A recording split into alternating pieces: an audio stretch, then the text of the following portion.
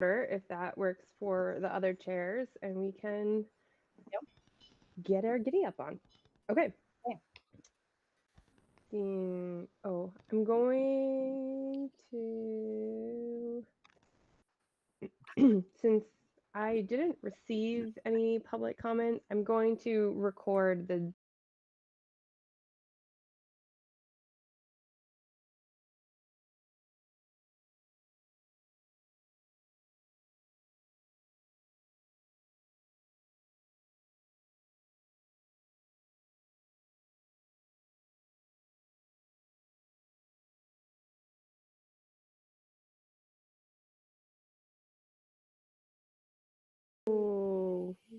no Deb. Okay.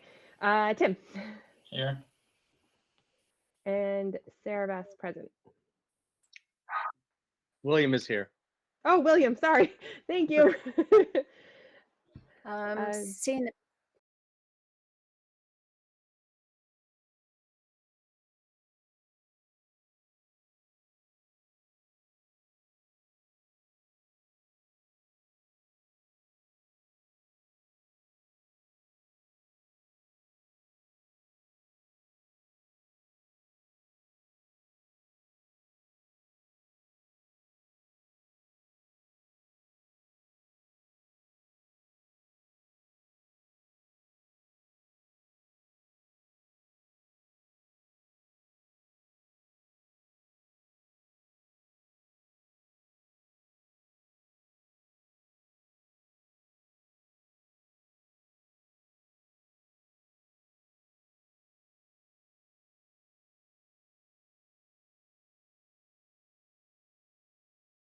Here.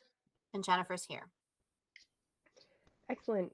I did not receive any public comment. So our first order of business is I will move for the regional school committee to now consider entering executive session pursuant to MGL C30A 21A Purpose 3 to discuss strategy with respect to collective bargaining, the APAA, or litigation of an open if an open meeting may have a detrimental effect on the bargaining or litigating position of the public body, and the chair so declares, and I do declare, and to approve minutes in accordance with open meeting law MGLC 30A section 22 with the intention to return to open session. Second, Jennifer. Thank you, Jennifer. Okay. Sarah. Yes. Anna. Yes. William. Yes. Jennifer. Yes. Tim. Yes. Deb. Yes. And Sarah Beth. Yes. And I will move the same for Amherst. Deb? Yes. I will second it. Sorry. Thank you, Sarah. Moved by Jennifer, seconded by Sarah. Deb? Yes. Sarah? Yes. And Jennifer is a yes. So Amherst is an executive session.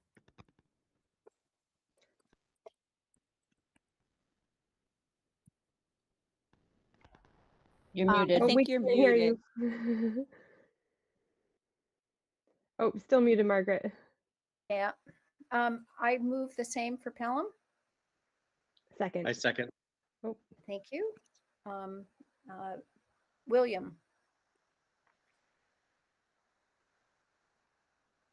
William? Yeah, sorry. It switched screens when I tried to hit the space bar, so sorry. Okay. Jenny? Yes. Sarah Bess? yes. And Margaret, yes. We are now in executive session for Pelham. All right. We'll meet you all in the other link.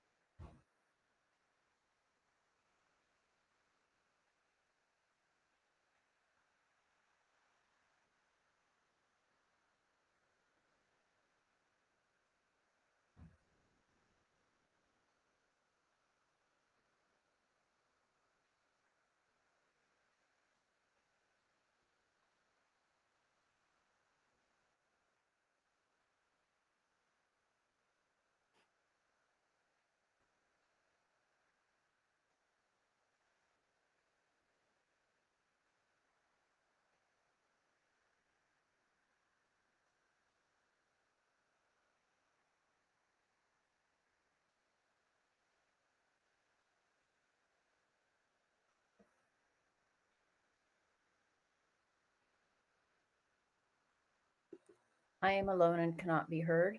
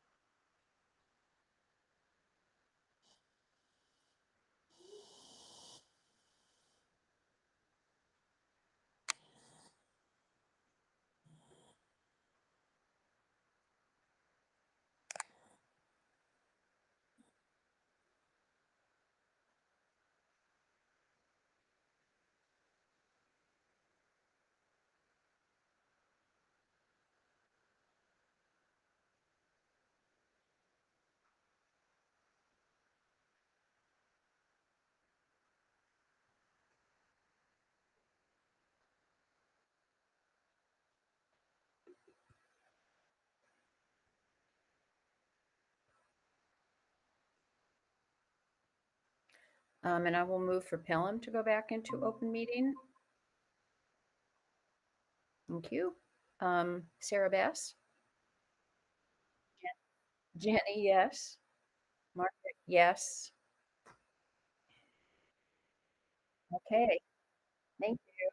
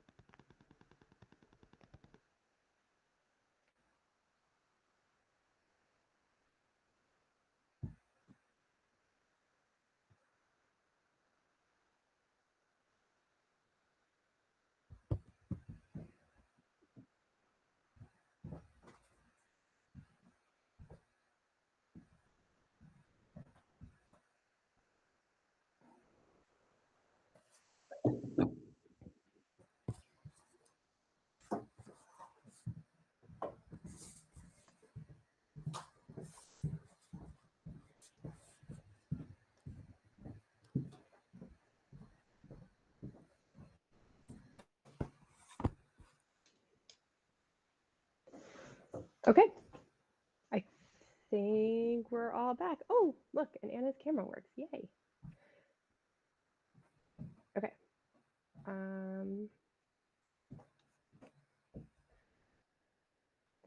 I am going to record the meeting just in case there is a connection issue, and we can go from there.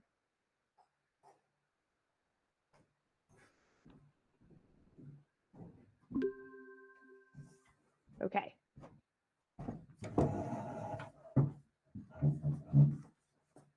I appreciate all of the patience with my slow Google Meet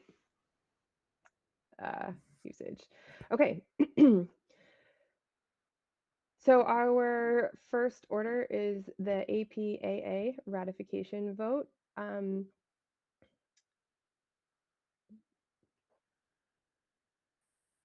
Let's see, we have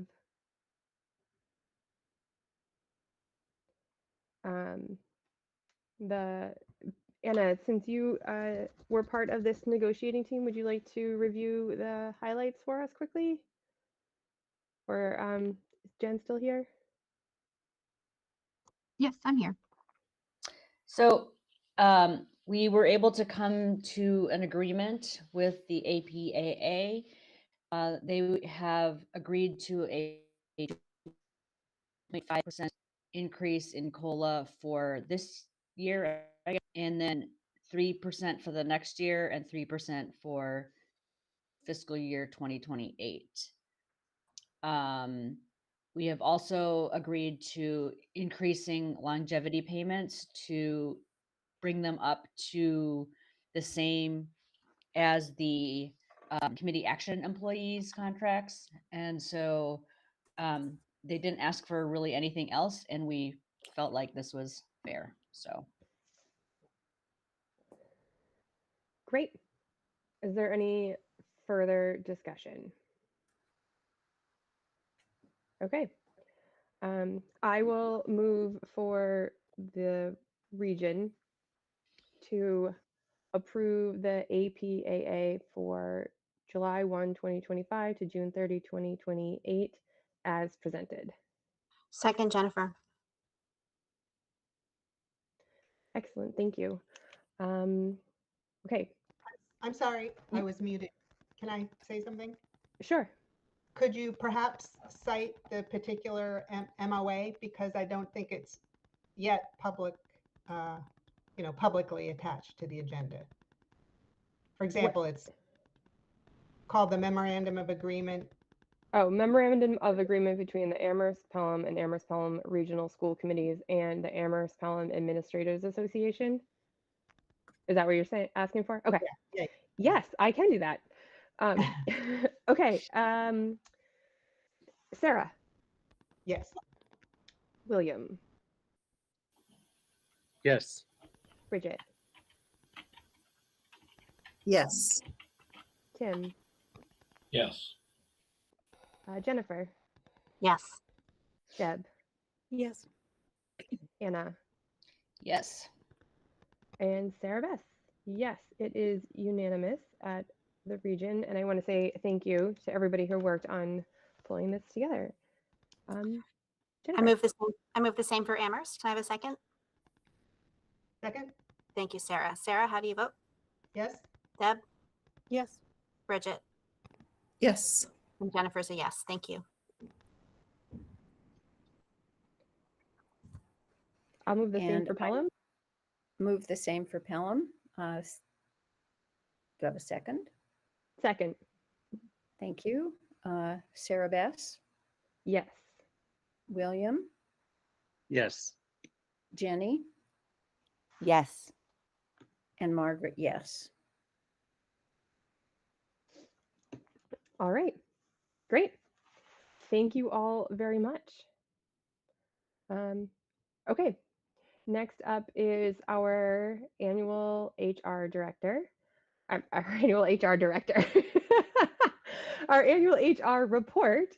How Jen Ortiz, our HR director, would you like to take it away? Absolutely, not a problem. Just going to go ahead and share my screen here. Great, thank you. And I hope everything works well and everyone can see like that. Okay, great. Let me just expand this view over here so I can see better. Thank you, everyone. So this is our annual HR update. I am joined by the team here today, and I'll jump right into it. Let's see over here. So on our agenda today is to introduce our team so you become familiar with who we are and what we do. I'm going to talk a little bit about our staffing and our workforce overview, our HR systems, licensure, compliance, our professional learning and evaluation, employee engagement, and then some priorities for the coming year. So our staff we're a 4-person team. We have Damani Gordon, who's our diversity equity specialist, Carol Newman Rose, who handles all of our benefits administration and employee wellness, and Yadira Torres, who's our human resources administrator and supports a lot of the work that we do in HR as well, and then myself, your HR director. Just to get right into it, we have our staff count by job type, and you can see here this is broken down to by count and percentage of what comprises our workforce here in the district, with a total of 660 employees. And as we get into the hiring, I wanted to share a little bit about or show what our hiring volume is by month. And as is typical for most districts, you'll see a peak is going to be in through June as we get into our posting and hiring of positions. So it's an incredibly busy time for us. And it's when we try to post our positions and get them filled for the upcoming school year.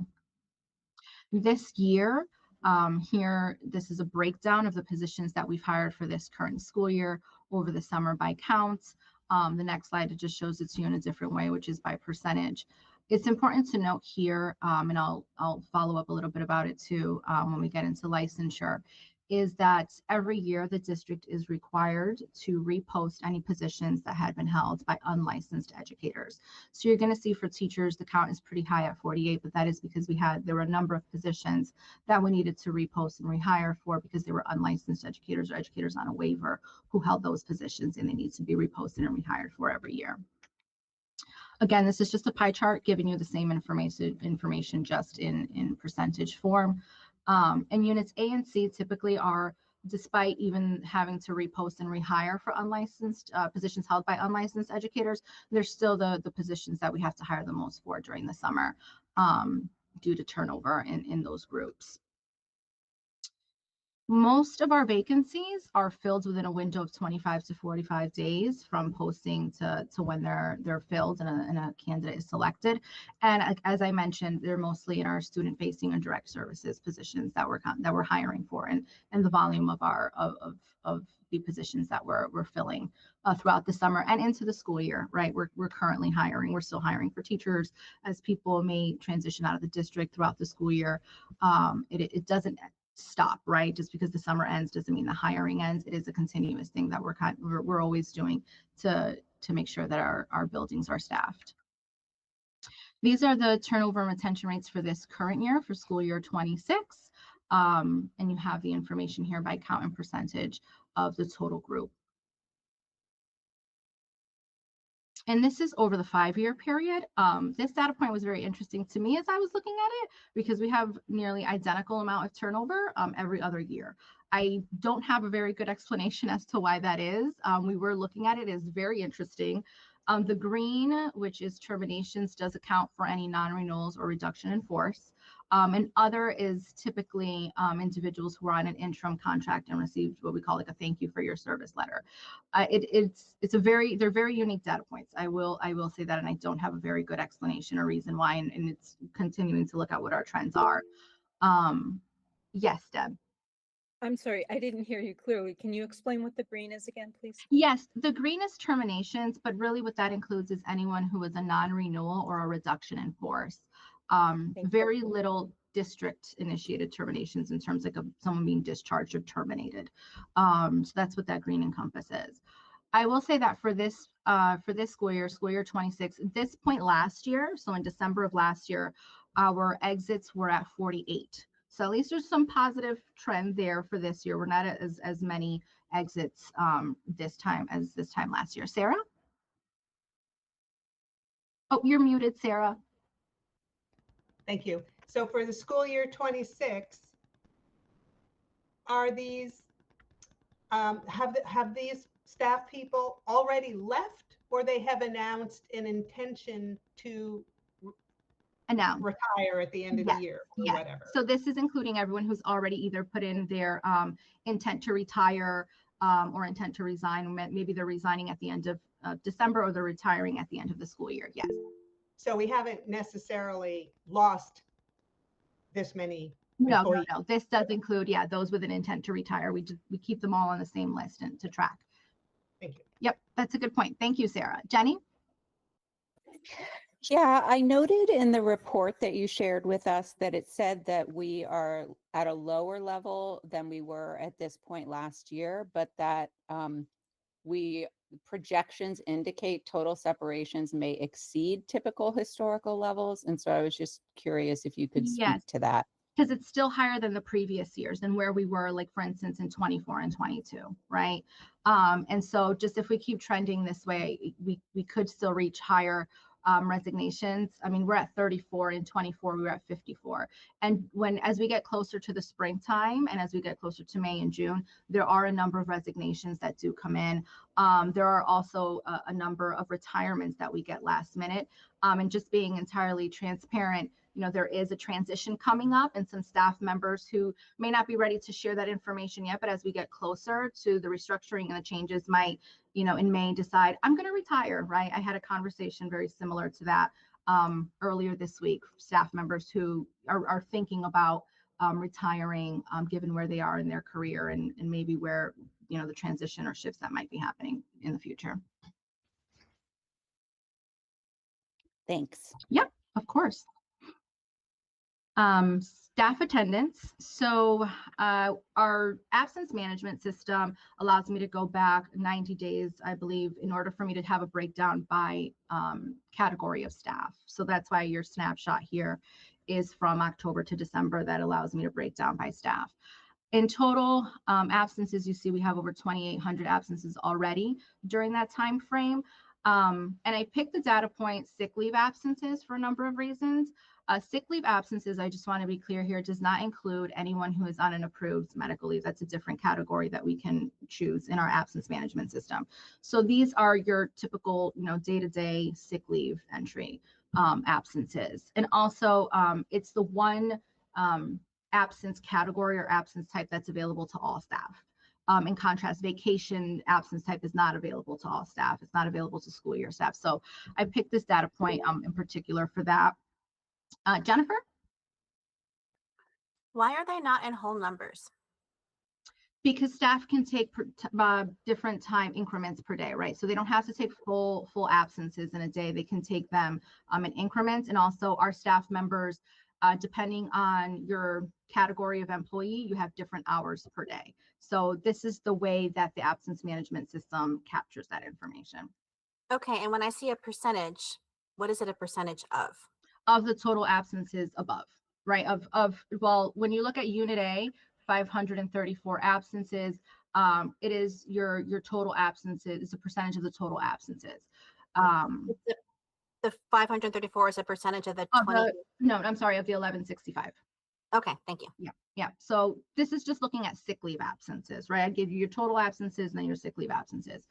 Obviously, when Unit A being our largest employee group, they're going to have the largest number of absences, followed by Unit C. And so attendance is something that we're looking at in the district and we're trying to track closely. It has been an area that we're monitoring. I was able in our platform to look at all absences from December of last year to December of this year. It wouldn't break it down by category of staff, but it would break it down by category of absence type. And last year, 44% of all absences were also due to sick leave. The next highest was vacation at 10%.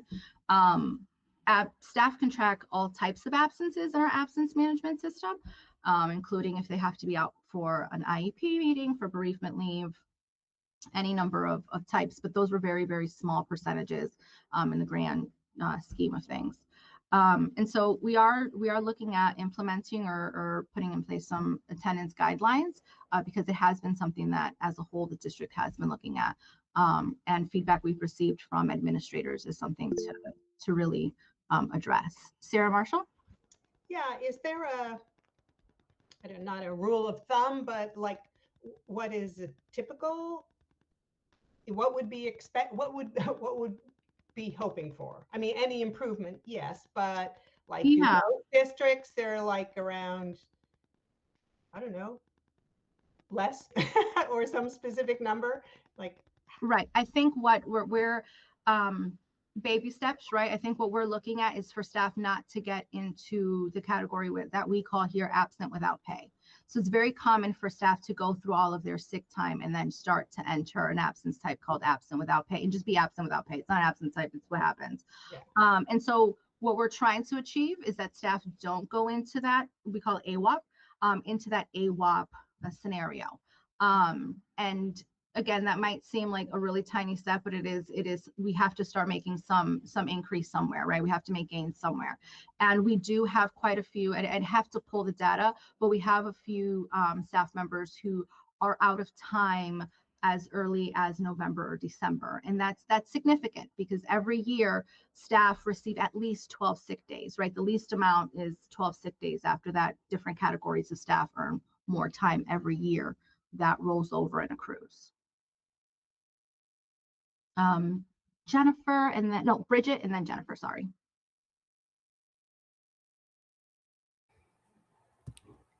Hey there, I was wondering, what is the, like the average number of days absent by category? Like this gives us a good idea, like what percentage of the absences are in different categories, but like, you know, are teachers using all 12 of their absence days or clerical or paras? Which category is it higher? That's my first question. And the second is you have a substitute fill rate of 50%. So what happens when there isn't a sub? Sure. So to answer your first question, paras are the category with the highest number of absences among all groups. The answer to your second question is staff in the building are pulled to fill those vacancies, right? Yeah, our sub fill rate, it's not very different from other districts, right? In statewide, there is a shortage of subs and it's very hard to find good qualified subs to come into the room. But what happens is either paras are pulled up to be the substitute, the teacher that day, and then we have a vacancy in the para, and the para sub rate, fill rate, excuse me, is much less than this because it's much more difficult to find a sub for a para because they're the ones pulled up to fill in for that teacher, or other teachers are using their prep times to come in and support when there's a staff shortage in the building. Thank you. Building principals step in. Yeah, it's other staff members who come in and step in when we don't have a sub. Yeah, it's really rough. Jennifer, sorry. So I just wanted to express from my own opinion that like what it seems like I would think that absent without pay is a problem. Mhm. But that's not the data that we're looking at on the slide. This is sick leave. So I assume it's accrued sick time that people are entitled to and taking. And I just think that if people are taking paid time off that they're entitled to, that they have accrued and they're taking it, I don't think that's a problem. I mean, yes, it's a problem because we have to fill their work, but I don't see that as a problem that needs to be managed or minimized, or that people should be. I know you didn't say this, but I don't think people should be discouraged from taking the sick time that they're entitled to. Absent with that pay is a different thing. Right, absolutely not. And I don't, and thank you for clarifying that. That's, for being clear that that's not what I said. But I do think that it does merit looking at when staff members are exhausting all of their time and there's not a documented medical leave or a reason for that. That is a documented medical leave, right? It does merit taking a look at it and trying to find out what's going on, right? Because our paraeducators, for instance, if they're the highest group of people who are exhausting their time, we have to look at, staff burnout, right? Is it that we have to go in and we have to really look at why are they using up so much of their time, but there's not a documented like medical leave, right? For this, are there other things at play that we need to look at? Where's the staff morale that people are going through so much of their time? If people are sick, they need to use their time. That's what it's there for, right? I'm not contending that. I agree 100% with you, but I do think we need to take a deeper dive and look at what is impacting staff attendance. And staff are not required to show documentation in order to take a sick day, right? Not one sick day, but at 3 sick days they are.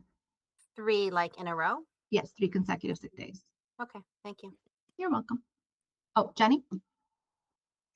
Yeah, I'm just curious. I don't know if this is feasible, but I'm curious whether it's possible to look at patterns and like whether we're seeing a spike in absences among staff that correlates to a spike in absences among students, Mm-hmm. which would give us some insight that like, oh, maybe there's norovirus is raging through the building or what have you. So is that something that you all look at as well? I say like anecdotally, yes, right? We'll hear from a principal that'll say, this thing I know is something's running through my building because we have, 6 kids out and these number of teachers or paras, staff members have called out. So is that something that we're pinpointing and looking at in terms of a data point? Not exactly, but we do hear from principals when those things are happening and we know that, oh, there's an uptick, we know there's something going on. Dr. Z? I just wanted to add, Jenny, good evening, that we started our data chats with our principals, and one of the topics was attendance. In the conversation that we had with them, they were able to pinpoint the types of things specifically for students that they saw. So we were seeing like a vacation, we saw illnesses.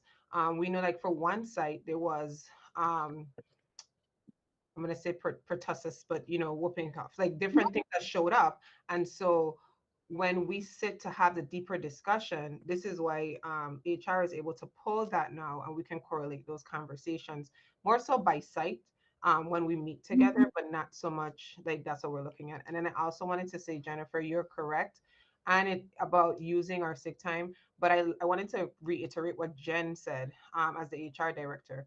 If we're noticing that employees are using out and maxing out and ending their sick time and moving into leave without pay, we want to get to the root cause of, is it illness or is it really something that's going on, where we then have to implement and intervene in terms of our employee actions and the climate and culture within our schools and our offices, because central office and administration tech maintenance is all here.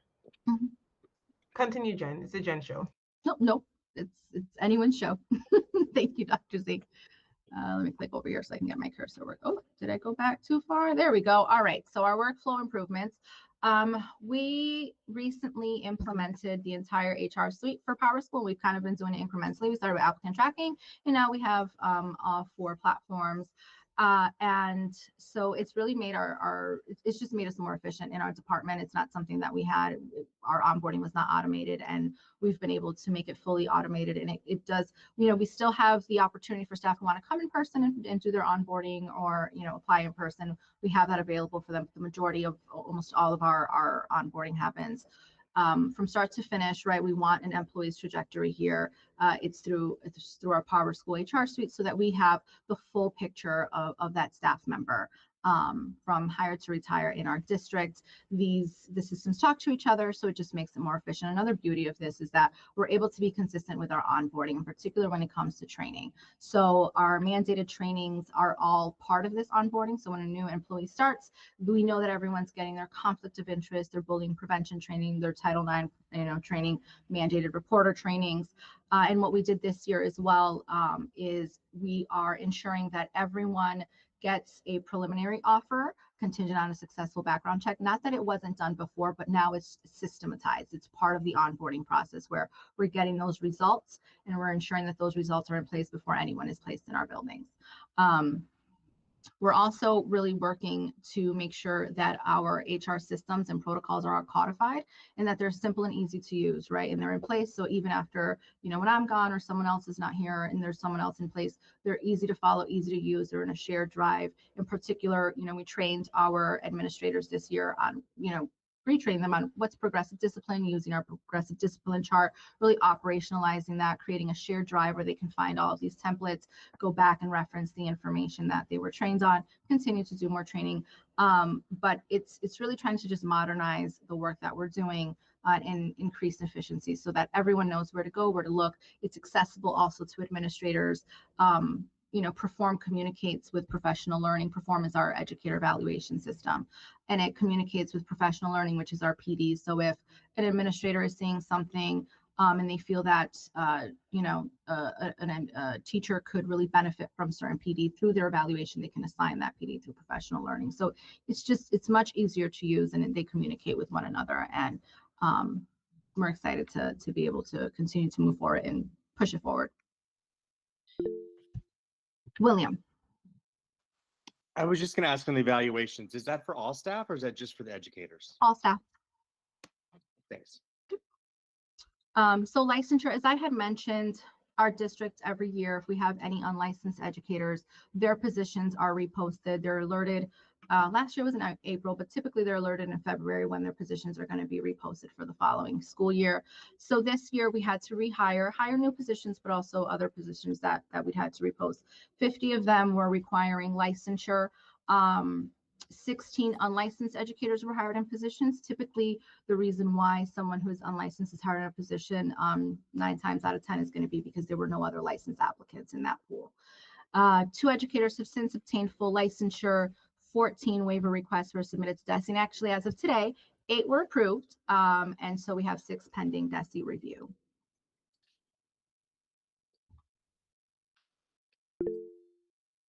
Margaret. Is there a time period that's required for people to get licensed? Yes, so I can talk about that a little bit now. That's what I'm going to get into. So when someone is hired on a waiver, right, this year we put into their contracts, into their offer letters, that they'd either have to be licensed or eligible for a waiver by November 30th. Once someone has a waiver, it covers them for the entire school year. They have that school year to become licensed. As I mentioned previously, I look at it throughout the year, but if an educator is not licensed by February, March, I'm letting them know your position will be reposted. I'm going to repost your position. But they do have that school year to become licensed once the waiver is approved. It's a lot of, we work really hard with our educators who are on a waiver or trying to earn licensure, even those who are not in teaching positions. Yes, Margaret. Oh, you're muted. I'm sorry, you could finish what you were saying, or, well, my other question is, do people with licensure, are they required at any point to be recertified? Yes. So there are different recertification points depending on their type of license. So all of the recertification points are every 5 years. So every 5 years, if you started on a provisional, you move to initial. From initial, you can extend that for another 5 years, and then you move to professional. Every license type up to professional requires a different set of requirements, right? So if you're on a provisional license, you typically have your bachelor's, but now you need to earn your master's and have completed a practicum. If you're advancing your license from initial to professional, you would have had to complete an induction and mentoring program and have of 50 hours and have been in that position for 3 years to advance to professional. Once you're at a professional license, you renew it every 5 years, but you have, within those 5 years, you have to complete 150 PDP points as determined by DESE. And they have a breakdown of in which categories those PDP points need to be in. Deb? Hi, Jennifer. For any of those waiver requests, are they repeated ones, as in you couldn't fill the position after posting? Yes. Yes, yes. So we do have individuals who've been on second year waivers up to third year waivers. I will say it is very difficult for someone to receive a second or third year waiver. They have to demonstrate progress, and DESE is very clear about what that progress is. So they had to have either attempted an MTEL, right? So they've attempted it but didn't pass it. They are, in certain instances, individuals are like in a 2-year program. So for a specialist license, they might be in a 2-year program, and by the time they finish that program, so they need to demonstrate progress through the number of courses they've taken as they advance through that program. For our special ed license, they need to have either completed a practicum, can be a form of demonstrating progress, or be in a program through the district, and they consider that through structured guidance and supports. That's the frame, that's the standard, right, for DESE, and there are certain competencies you need to meet. So you do have to demonstrate progress to the state in order for them to, extend your or grant you a second or third year waiver. But yes, there are individuals who are in that category. And then a second related question, are any of those waiver requests people who have not made progress to the next level? No. No. The superintendent last school year, and we reminded everyone this school year again, that the superintendent would not be signing any waiver requests for individuals who've not made progress towards licensure. Thank you. You're welcome, anytime. So yeah, our department, myself, we work hand in hand very closely with these individuals. Even for me to be able to go into the system to request the waiver, there are certain steps an educator needs to take to get certain things in place for DESE before we can submit that waiver. It is an ongoing process. There's a lot of follow-up throughout the year. There's a lot of work that goes into making sure that educators earn their licensure. But Massachusetts there's quite a bit of rigor to get a teaching license, as there should be, and so our educators work really hard, right? When they earn that license, it is a big moment for them, and we're very proud of them when they do. So, okay, moving forward. We do also, as I was alluding to earlier, we also have licensure pathways in the district. It's not so much of seeking from the outside and trying to recruit. We're trying to do it internally as well and grow our own pipeline. What better way to do that through paraeducators, right? Who are here, who know our students, that we can support them in their licensure pathway. We have the Futures program that works directly with Mount Holyoke College, as well as the Diverse Workforce Teacher Coalition. And so what we do is we prepare our paraeducators, in particular paraeducators of color, but the program is open to all now, who are interested, who have a bachelor's degree, and Mount Holyoke, they're supported through Mount Holyoke to earn their master's in teaching, and then achieve licensure through either an ELL license, special ed, and I'm missing one, but they can also earn licensure through the program. We do also have a cohort, a group of individuals who don't hold their bachelor's, and we've been trying to find a way that we can support individuals who don't have a bachelor's to earn their bachelor's, because they can at least maybe get a provisional license with their bachelor's until they can earn their master's. And so we work also very closely with UMass, and currently we're working with University Without Walls to support paraeducators who don't have their bachelor's earn that, as well as an early childhood license through that process. And it's principals will, we work with the principals will, they'll I'm missing the word, but it's not pick someone, but they will forward someone in this process, and then they work directly with UWW for licensure. Deb? Yeah, thanks for that. Are any of these programs, I'm not familiar with all of them, they are all at cost to the person taking them? They are at cost, but it's at a reduced cost. It is the agreement through the district is at a significantly, they do get access, but at a significantly reduced cost. The really nice thing about UWW is if you come in, I believe you need at least 12 credits to enter the program.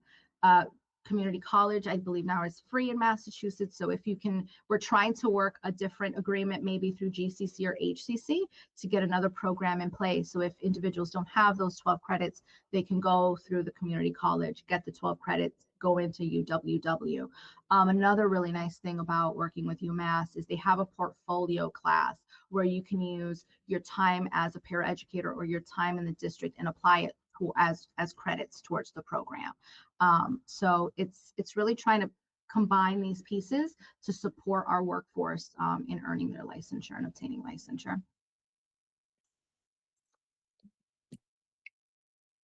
All right, so professional learning and evaluations. We have our professional learning platform is for all staff.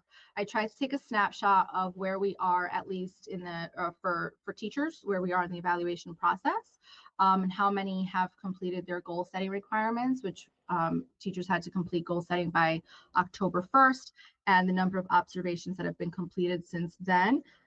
This is their use of the platform, right? So this is what I gathered from the platform. There is absolutely the opportunity for individuals who have completed observations but not actually entered them in the professional learning platform. The professional learning platform is new this year, so we're continually training our educators as well as our administrators in how to use it and how to go in and see the people assigned to them, and for educators to go in and know where to use it. It's pretty user friendly, but it is ongoing training that we have going on. We support the administrators directly with training as well as with constant reminders of where they are in the evaluation timeline and what deadlines they need to meet. Anna?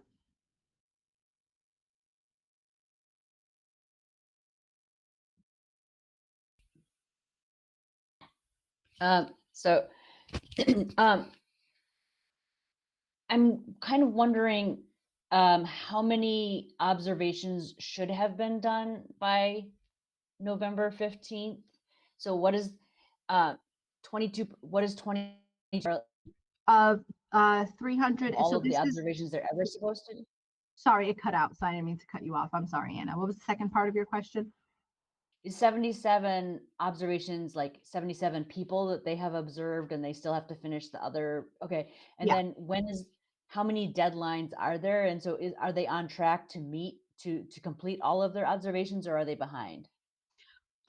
There are, so this is why I'm saying this is what is tracked from the use of the professional learning platform, right? So if they've actually gone in and then filled out in the professional learning platform and clicked the date that they did it, right? The date that they observed them. So it is very possible that some of our principals have a different system. You know, they're tracking it on a spreadsheet, they're tracking it on a Google Doc, but it hasn't made its way into professional learning.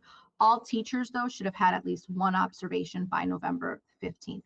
That was the first deadline. It depends which, if we have non-PTS versus PTS staff, the number of announced, unannounced observations that each get, and also depending for PTS staff, professional teacher status, sorry for the acronym, which phase of their evaluation they're in. So we are or we aren't on track? I could say we aren't on track by this data point, but I'd have to go in. I don't want to say that because I haven't been able to reach out to each individual principal to say, where are you? Did you complete all of the ones for your building, and view their, you know, if they have a tracking sheet elsewhere. But this is the data point from professional learning. Can I add to that, Jen, just for a minute? And I want to go back in and say, I want to pinpoint what Jen is saying. What she is saying is that it's not saved in the software, but many individuals have a different system. So for example, I've done a few unannounced observations. I have them written in my notebook. I need to go and sit and type it into the platform and hit save. It doesn't mean that it's not completed. It means that it hasn't been stored in there. So part of my conversation with principals or administrators is, where are you actually? Because for a lot of them, they've completed it. And because too, this is also the first year that we're fully using this platform for full evaluations. For some individuals, they now need the opportunity to use something different from what they've used before. So I want to reiterate what Jen is saying. This is what is stored in the platform. But for me as a superintendent and looking at this data point is now meeting with the principals and saying, and even the directors, where are you? How are you moving with this? So I've already asked, I've been working with Jadira and Jen to pull that information in terms of who evaluates who, Mhm. and then with the different processes to determine, when we have those one-on-one and different conversations, how are they tracking, if they're tracking outside of the system, and then more so, how are they moving forward to make sure everyone's informed. So I just wanted to point out, even though you asked her the one question, I wanted to point in the other question that's probably resonating in some people's minds, which is like, but how are we going to make sure they get there? So I wanted to put that out there.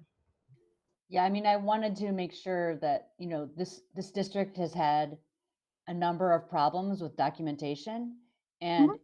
documentation on a notepad is not the same thing as documentation in the system, and we need to get this into the system. And so this is a good start. I will say this is a new system. This is a good start. We need to keep working to get on track so that we are meeting expectations and not quite there yet. Excellent. Thanks. We agree. William? I was going to say, is it the same thing for the goal setting too, that the teachers set their goals in different places possibly? Right. So here's what sorry, I didn't mean to cut you off, William. That was it for your question? That was all. So here's what I'll share is to even pull this data from professional learning was quite the task. You can ask Jalita as well.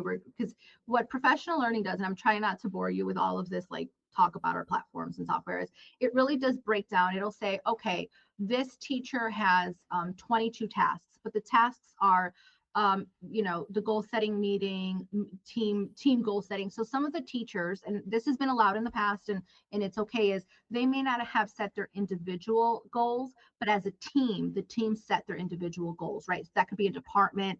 They could sit down and say, here's what we're going to work on, right? Here's what everyone's personal professional goal is going to be. And then this is what the goal as aligned to, the district or school, strategic or improvement plan is going to be. So they can do that as a team as well. It's because these are all such, there's a lot of minutia in this in terms of the evaluation process, in particular for teachers, that the way the system tracks it, it's to go in and we have to pull out each individual one. So while it may look like only 187 teachers did it, that's because I can only see the individuals who went in and did it, but I can't parse out each of the teams, right? Who in those teams, because I can also see that they might be part of a team goal or a team setting that set their particular goals. So it's really trying to extract that data. And that's what we're working really hard on and working with Power School in particular as to, let's look at the teacher evaluation process as a whole. And from there, give us our pinpoints and our data points at each point of the school year and where we are. Bridget? Yeah, so I'm wondering who conducts the observations. Do you have ETLs and they do it? And secondly, if there are group or area goals, like, are they also individualized so that we know who is and who isn't performing? That's a great question. I think that's part of those are conversations that have been had with administrators. So ETLs mean something different at the elementary than at the secondary. So ETL at the elementary, the assistant principals are ETLs. They're the educational team leaders at the elementary level. At the secondary level, that's a unit A position, so they can't evaluate their peer, for instance. So really the only evaluators in this district are, principal, assistant principal, a direct, and then when we get out of like DESE licensure stuff, it's your directors and managers and that sort. But only principals and assistant principals can evaluate the staff in their building, their teachers and paras and so on. And then to your second point, it is a conversation that's been had between administrators and central office and with teachers and educators, is exactly that. If this is a team goal, well, then how can I go in though and individually evaluate, right, each teacher? So it is an ongoing conversation. We have to bear in mind just what the various practices have been in various buildings throughout the district and trying to make sure that we're making this as cohesive as possible. If I'm recalling, at least with the high school, like let's say the social studies department might come together and say, we're all going to work on SEI strategy. That's just an example, right? On our SEI strategies. the administrator can go in and see individually how each person is applying those strategies in their classroom. So that is one way that they can individualize what the team goal might be, if that helps in any way. Yeah. And that's Mhm. different. Just one more quick little That's okay. follow-up, then I'll let Dr. Z go, sorry.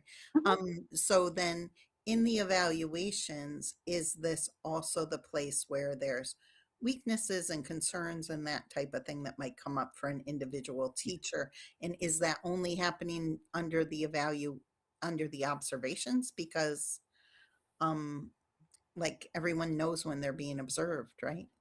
Not exactly, not particularly, right? You can be, for instance, our principals might participate in a student support team meeting, an SST meeting. I think I got the acronym right. They might be in a student support team meeting, right?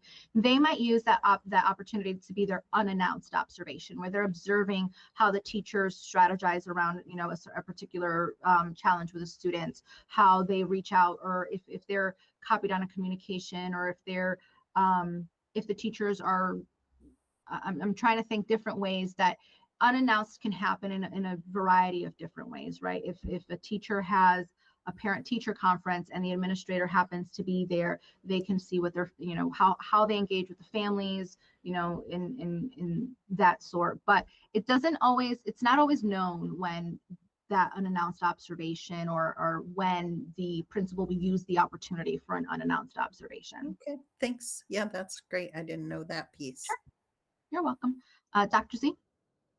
You hit it. I wanted to reiterate for you the parts about that in the individual evaluation, even though it's a team goal, it's the individual's growth in that. And then I wanted to also talk about the unannounced, but you hit it well. So good job. Okay. Thanks. No problem. Okay.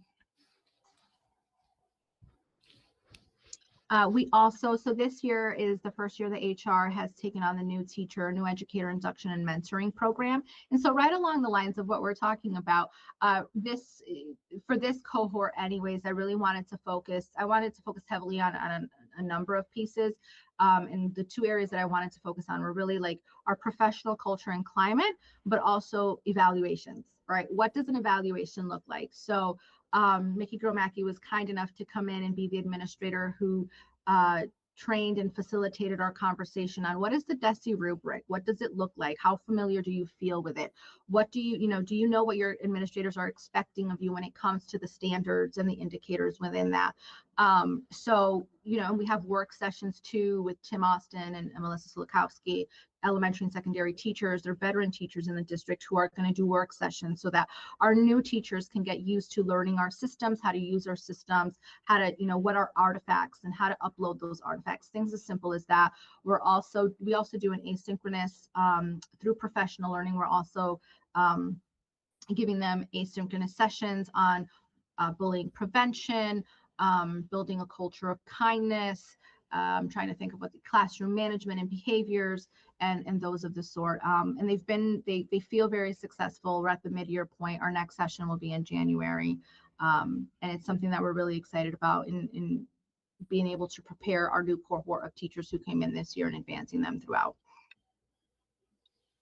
And then we have employee engagement and well-being. So also we're trying to really build our culture here and how staff are feeling, and trying to engage staff and give them opportunities to participate in sessions, especially in wellness sessions. And so we collaborate with Maya, that is also our administrator for our health insurance. We also participate, I think this year is the first year where we're participating in the wellness grant to be able to get more sessions, more wellness sessions and engagements for staff in.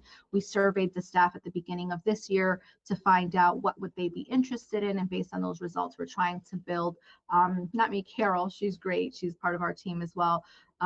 Really working on building a block of time and sessions in person versus virtual, and what staff would really like to see. Pilates, yoga, Zumba were the most popular sessions for our staff members and most well attended, and they were very excited about it. So we're trying to continue to motivate our staff and making sure that we're taking care of them as well throughout this process called work. Yes, William. I was just going to ask, I know that, are those programs happening in the morning when they have the 45 minutes? No. Or when do these, oh, okay. They're all after when does the wellness stuff happen? They're all scheduled after 3:45. 3:45 is the latest, the time when our latest staff members are scheduled to work. So they're all in the evenings after 4.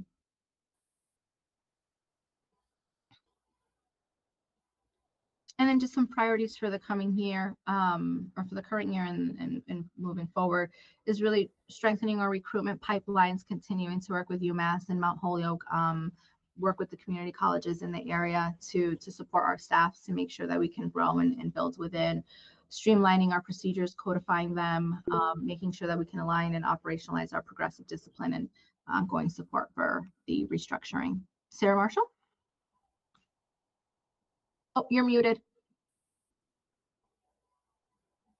Sorry, thanks. I gave you a heads up about this question earlier today. Yes. We have the school committee committees have policy ACB, which is affirmative action on cultural diversity, where that is defined as diversity in race, ethnic background, gender identity, religious beliefs, etc. Yes. And that we wish to have a staff that reflects this student diversity. And I'm wondering, first of all, how you could measure that if you try, given that some of those factors are personal. You know, I don't think we can legally ask. You're right. about many of those things. So it makes me wonder whether our policy should be revised. But what can you say about any efforts to build a diverse staff? And thank you for the heads up, Sarah Marshall, because it allowed me to maybe like, oh, I got to get those data points. Yeah. So first and foremost, right, we have our Para Futures program that was first designed for para educators of color to grow them through the pipeline, because we did see that our most of our staff of color were among para educators, right? And so how can we help them obtain licensure and earn licensure? But since then, too, we continue to work with DESE through their diverse teacher grants. Last year, we wrote the grant and we were awarded a portion of the grant for professional development and for licensure. So we worked with individuals who came in to do professional development for our administrators in the summer around this very topic. And we also purchased a number of MTEL vouchers to give out to our staff for which is to help pay for the MTELs for communication literacy MTEL, the reading MTEL, and there was another MTEL that a general curriculum, as well as to pay for an MTEL prep course through the Diverse Teacher Workforce Coalition. This year we've applied for another grant. It is titled differently now, just given what's going on the national level, right, in terms of diversification. So that grant that we recently applied for is so that we can actually make our efforts sustainable, right? Right now they're dependent on grants. And so what we're trying to do is build a system where we have these working sessions and working groups that are led by our own staff who can support staff who don't have licensure. So we're trying to, with this grant, we're hoping to be able to provide mentor stipends for, so for instance, we have staff here who we've learned, you know, those who English is not their first language, passing the communication literacy MTEL is a real challenge. We have staff in the district who have for themselves modified it and created a whole, you know, guide on how to pass it if English is not your first language. So how can we, you know, compensate those staff members for sharing their skills and their knowledge to other staff members to help them pass the MTELs? We're looking to also have a coordinator who can oversee that program. Like, these are the things we're trying to achieve through this grant to try to make it to make our efforts sustainable. In terms of our data on staff of color, you're right, we can't mandate someone to ask that question. It's not legal. We have voluntary reports. And so staff were surveyed recently, and at the time of hire, they can voluntarily disclose, right, their race or ethnicity. For the larger groups, so for teachers, only 270, we only had 271 respondents of that survey, of those who voluntarily shared that information. And of those 271, 39 identified as staff of color.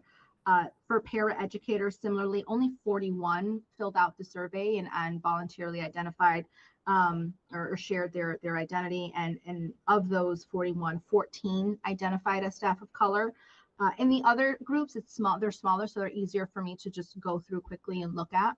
And so for administrators in central office, and so that would include all assistant principals, directors, and central office staff. Out of all that entire group, 43% identify as staff of color. For custodial and maintenance, 34% identify as staff of color. Food services, 18%, and Unit B, 50% of the group identify as staff of color.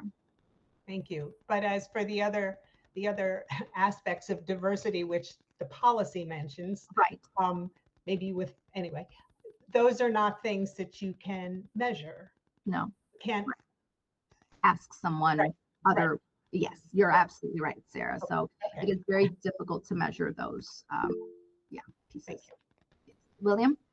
I was just going to say, do you have any affinity groups for those other diversities? So you could have a snapshot of what we might have in the district? Yeah, we had affinity groups before.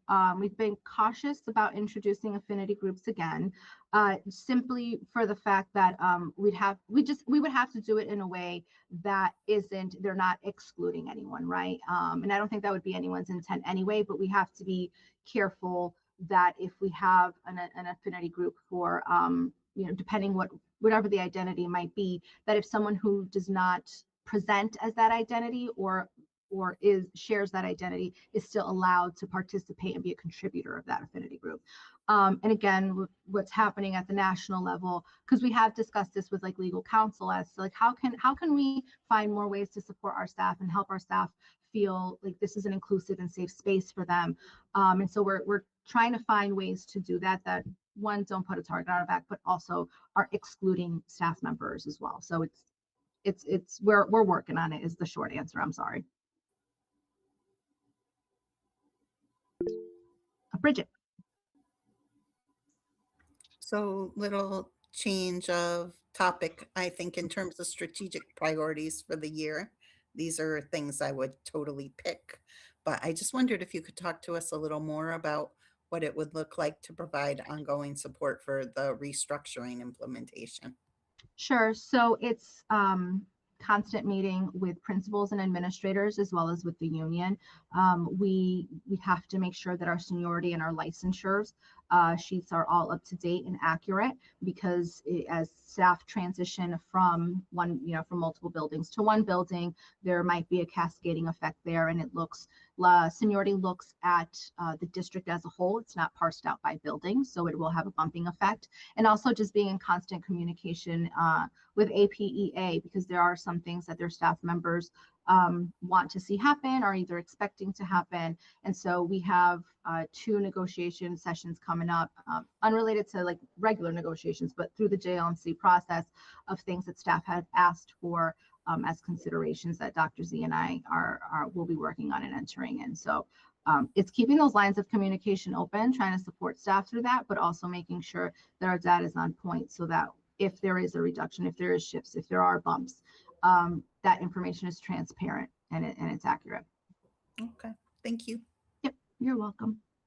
Among other things, but that's the first thing that comes to mind.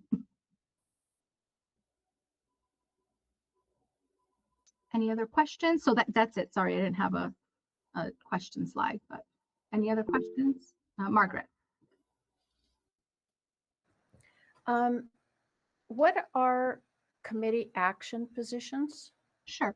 Committee action positions are any position that is non-union, any position not covered by a collective bargaining agreement. Meaning that the committees have to vote. Yes. Okay, yes. Thank you. Deb? Hi. One of the things that we have talked about recently, mostly in the context of policy, and there's one coming up, is to make sure that employees are familiar with the policies of the district. Mm-hmm. In the onboarding, is there part or a place for that process? I know we haven't adopted the policy yet, but since we only kind of look at this whole thing once a year, My Mhm. question would be, how would we, if we did adopt that policy, what would the implementation of that look like? Sure, I can answer, but I don't know, Dr. Z, if you wanted to jump in.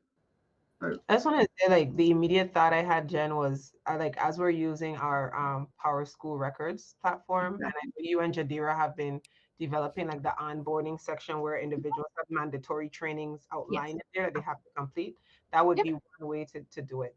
I would That's just Yeah, that's exactly right. So I was just writing it down, Deb, thank you, because that's exactly where I would put it, is we can certainly find a way to make that either part of the onboarding, mandated training, or as part of an employee's record. And so it is there as one of their tasks to complete where it links them to the policy. So that's something we can do. Okay, so it would be actually kept track of electronically on their Yes. Power School something, their record or whatever that is. Yes. So for instance, when an employee completes their training, we get notification. We can go in and we can pull a report of all the employees who completed their training or they have a training outstanding, because every year staff are assigned when they return after the summer, they're assigned the mandated reporter, bullying, Title IX, all of that. And you would fold some sort of policy understanding into that as well. We can fold that into there. Yeah, we can work on Yeah. that. Great, thank you. You're welcome.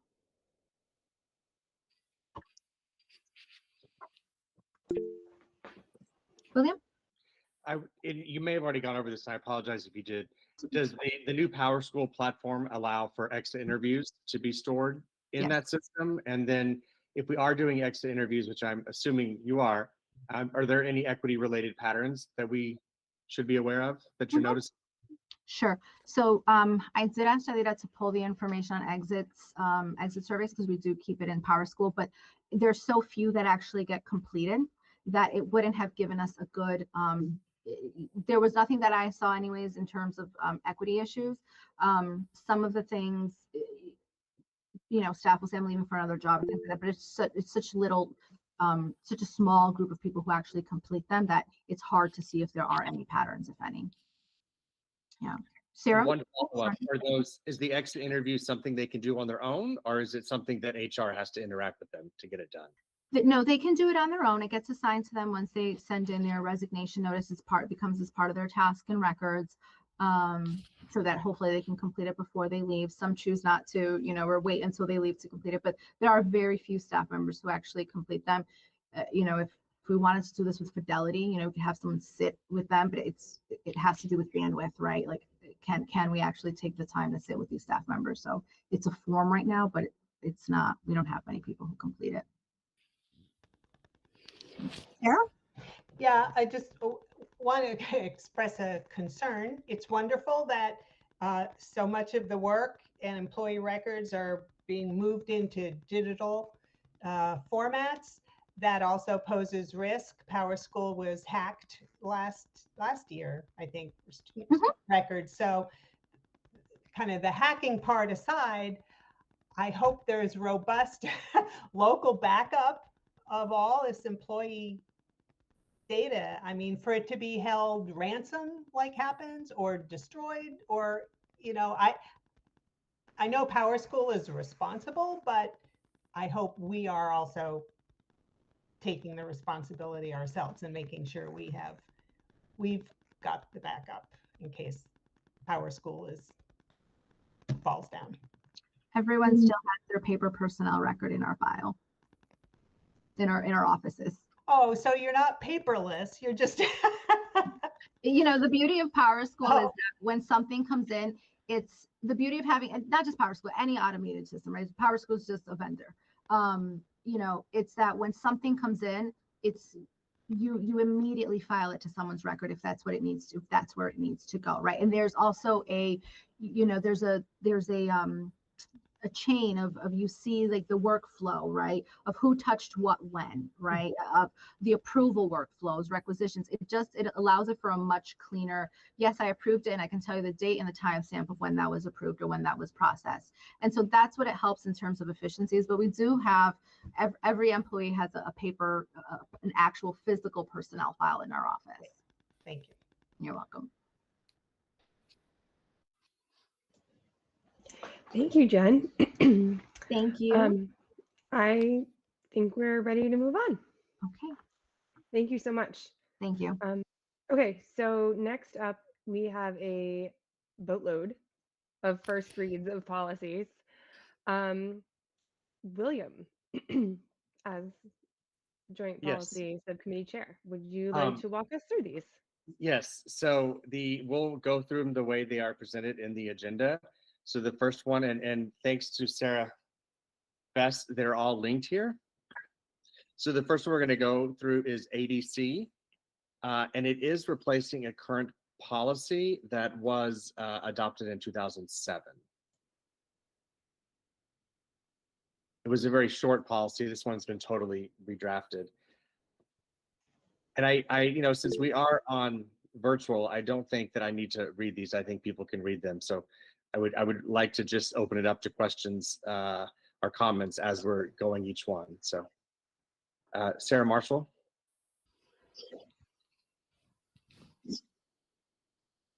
You're muted.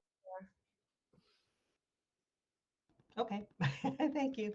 So the policy is very clear about what will happen if a staff member violates it or a student violates it. But the policy also applies to members of the public, and there isn't anything stated about, who's responsible for telling, I don't know, people who are smoking in the stands at a football game that they need to stop, or just to make that spell that out.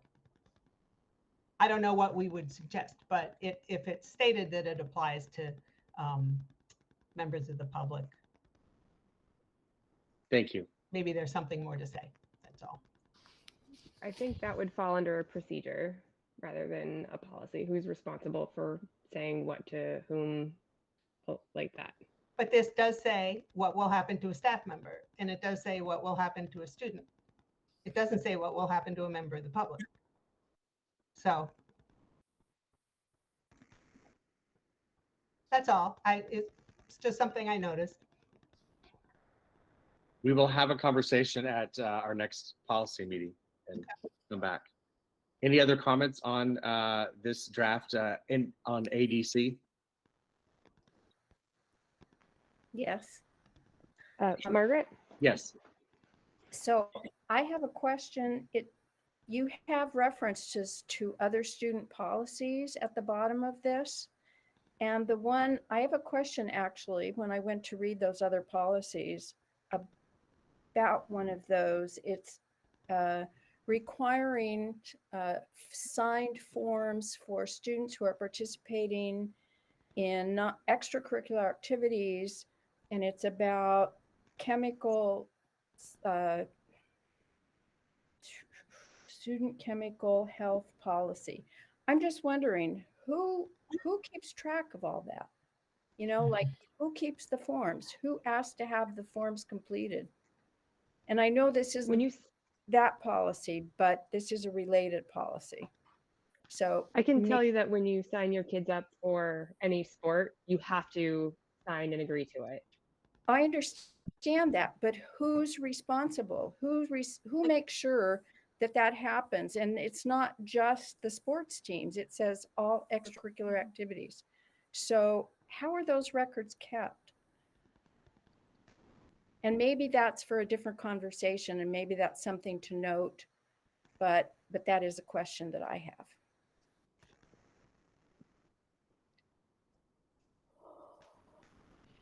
Dr. Z, could you answer that possibly or not?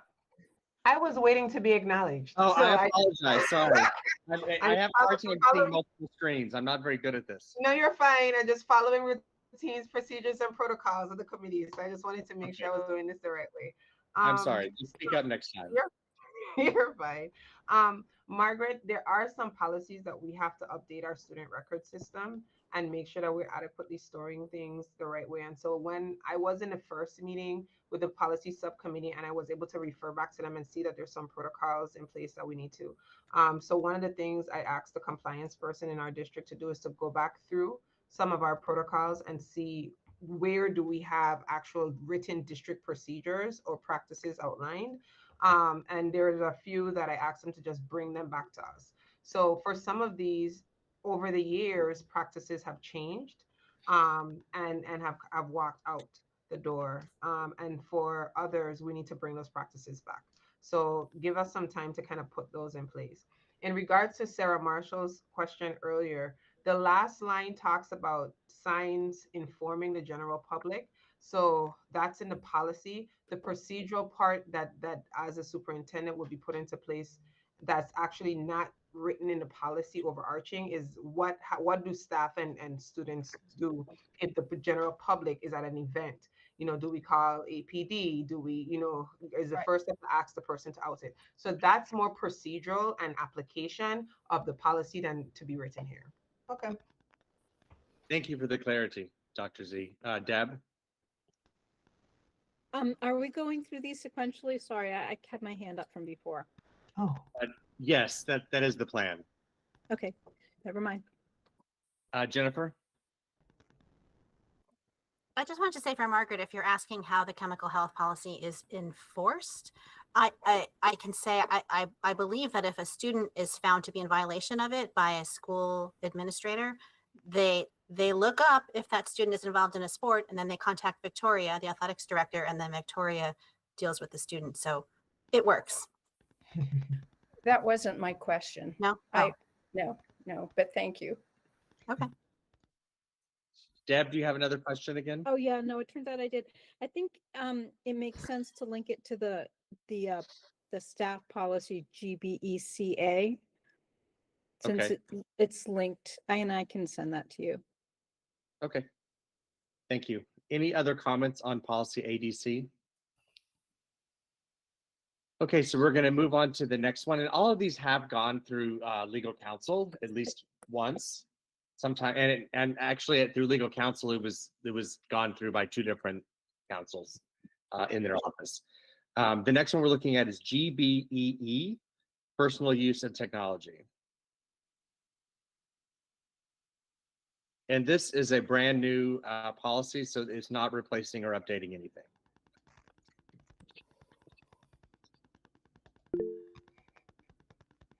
Sarah Marshall? yeah, I do. I have a question about just the sports paragraph, just at the end.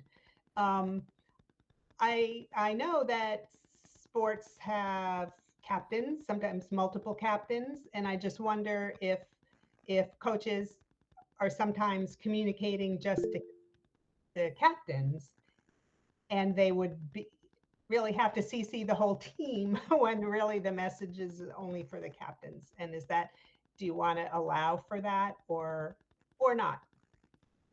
I don't have an opinion about it, but I believe should be considered. We talked about that Mhm. quite extensively. Is Jennifer Ortez? Are you still here, Jennifer Ortez? Because I believe that is a preferred practice already for staff, and that's why we have it in the policy that way. Maybe Dr. Z can speak to that. I can. Jen stepped. Oh, she's coming back. But yes, we actually would prefer to have more general contact with coaches and students, where everyone can interact together than individualized direct contact. And one of the key things that we talked about this year, and we appreciate the subcommittee, and is putting that specific language that says district approved software. At the beginning of the school year in admin week, legal counsel guided us around making sure that a lot of the communications are actually on district approved communication platforms and software that we can monitor and we make sure that things are happening with. So, but there is the caveat that if it's supposed to be sent to a individual person, the appropriate administrator needs to be copied, right? So if something is occurring, you are not just engaging with the student alone, you also have another adult who, the school principal, Victoria, or athletics director, someone else is engaged with you and the student to make sure that we're covering all bases and liabilities. Sarah Bess? Just as a point of reference, even the current software that's being used, you can have a direct message that doesn't include the whole team. So if there was like something that needs to happen with like 3 captains to the lacrosse team, that can be done, and it's still on the approved software. Any other questions or comments for GBEE? Okay, so the next one we're looking at is GBEB, staff conduct.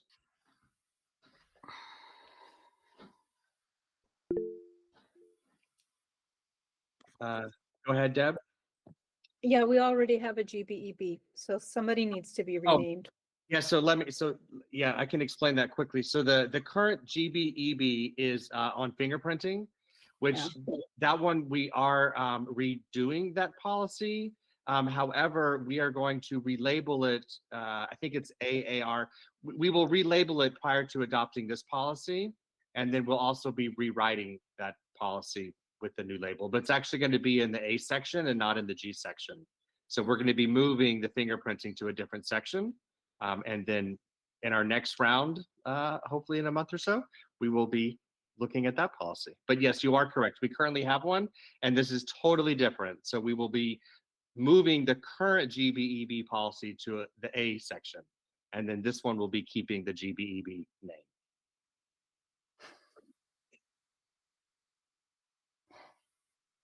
Any other comment? Oh, Tim, sorry. So the sentence in there, this includes a clear responsibility to treat all individuals with dignity and respect and to actively protect the rights and well-being of students, families, and colleagues, regardless of, and then the list of diversities of characteristics. And I mean, there could be more in there. I just wondered about others. And of course, it says any other protected characteristic, which refers to like civil rights and federal definitions. But others that I thought about were color, age, marital and familial status, could include foster care status, socioeconomic status, English learner status, housing status, or we could just refer to homelessness, veteran military status, and something to do with pregnancy. Most of those are, have, pregnancy, for example. Title IX includes accommodations for students. So I don't want to like say we should pack a bunch of things in there, but I was just wondering, how do we decide like what to include in the list of inclusions? Dr. Z, did you want to speak to that? I do. And it's really great that outside of attending the first meeting and then debriefing with Jen every time there's a policy subcommittee meeting. So one of the things we have to be careful of in policies when we start listing specific groups is that we miss a group. Like you stated, pregnancy is a protected class under Title IX. So that's where it also says any other protected characteristic, right? So that any other kind of encompasses something that's not specifically listed. And gives us the opportunity. And then remembering too that the policy is the overarching umbrella that we then get to work more closely to develop specific protocols and update those protocols and procedures under. So I can say that the language that's here was vetted by 2 attorneys, and so went through very carefully. And I know that that's one of the things that was interpreted, and that's where that first part comes in. Actively protect the rights and well-being of students, families, and colleagues, right? Regardless of. So the regardless of means regardless, but in that first section of it, it says students. So that's any student, like any family, any colleague, regardless of whatever else they have, whether they're homeless or not. So not because it's not listed means that it's not considered. That students encompasses everyone that's in our care. That makes sense. I think the thing I wonder about is, by listing any at all, we seem to be emphasizing the ones that we list. And, there's merit to doing that.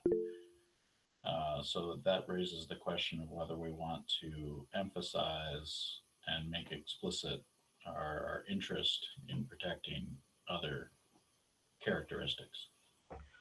So I would say, and I know Jen wants to chime in because this is her baby. The only, if that is your concern, the only suggestion that I would make to the committee, but I think we had that and or we discussed it was there's usually a language that says like not include like not limited to this, right? And I believe that's where we have the word regardless of. So maybe if you put some, maybe if that would appease the not limited to, that would be it. Jen, you could piggyback in here with me. Yeah, no, that's right. And just in my experience in working with attorneys, they're always very cautious about expanding things beyond the scope of like what we're required by law or by whether it's federal or state. And so they're going to, their recommendation typically is to keep it to what we're required to do by law. The and any other protected characteristic is intended to encompass all the other groups, but this is just, you know, we can go back and we can add all of those different groups, but the guidance we're going to receive from legal counsel is they are very cautious about expanding things beyond what the scope of the law requires us to do. But I do like Dr. Z's your what you've said about not limited to might be something that we add to the language to make it even more explicit that these are just some categories, but they're not limited to only protecting these categories. And in full disclosure, this is what we talk most about in policies, these different lists and who's going to be in them and where we pull them from and what we see in other policies or what we see in other laws. Yeah, no, well, that's a good point because there's the policy about cultural diversity that we just mentioned, which, you know, the concept of cultural diversity may not be a one-to-one match with the list that's stated here. So, right, that I recognize that the lists don't match. So then there's the question of, do we want to have a canonical list that is always used? Sarah Marshall? Well, I would just point out the very first part of the sentence, to treat all individuals with dignity and respect. All right. I mean, you could just end the sentence there. Maybe maybe you do have to say you have to actively protect rights. I don't know. I don't know that it. Well, I'll be quiet. I don't have any opinion on how many characteristics should be listed, but I think our intent is clear. All right, Sarah. Tim? Yeah, just I'm worried that I'm at risk of being misunderstood here, so I'm going to try and make myself clear. I'm not worried that we're omitting anyone from protection. I'm worried about the message of emphasizing by naming one group but not another. Becomes a message about value. And it does beg the question of why create an expanded list at all if we're not going to fill out the list to its maximal length. We will discuss this at our next meeting. Thank you, Tim, for your thoughts. Any other opinions, thoughts, or corrections on GBEB? Okay, so we're going to move on to the next one. It's GBJ, and it is also a new policy. Sorry, did you skip over? Well, I was Oh, going to when it was listed in the agenda. Sorry, but no problem. Sorry. it is skipped in the attachment. You are Okay. correct. Tim? So the thing I wonder about GBJ is personnel records, right? Yes. So it says a personnel file shall be maintained for each current and former employee in the central administrative office. Does that mean forever?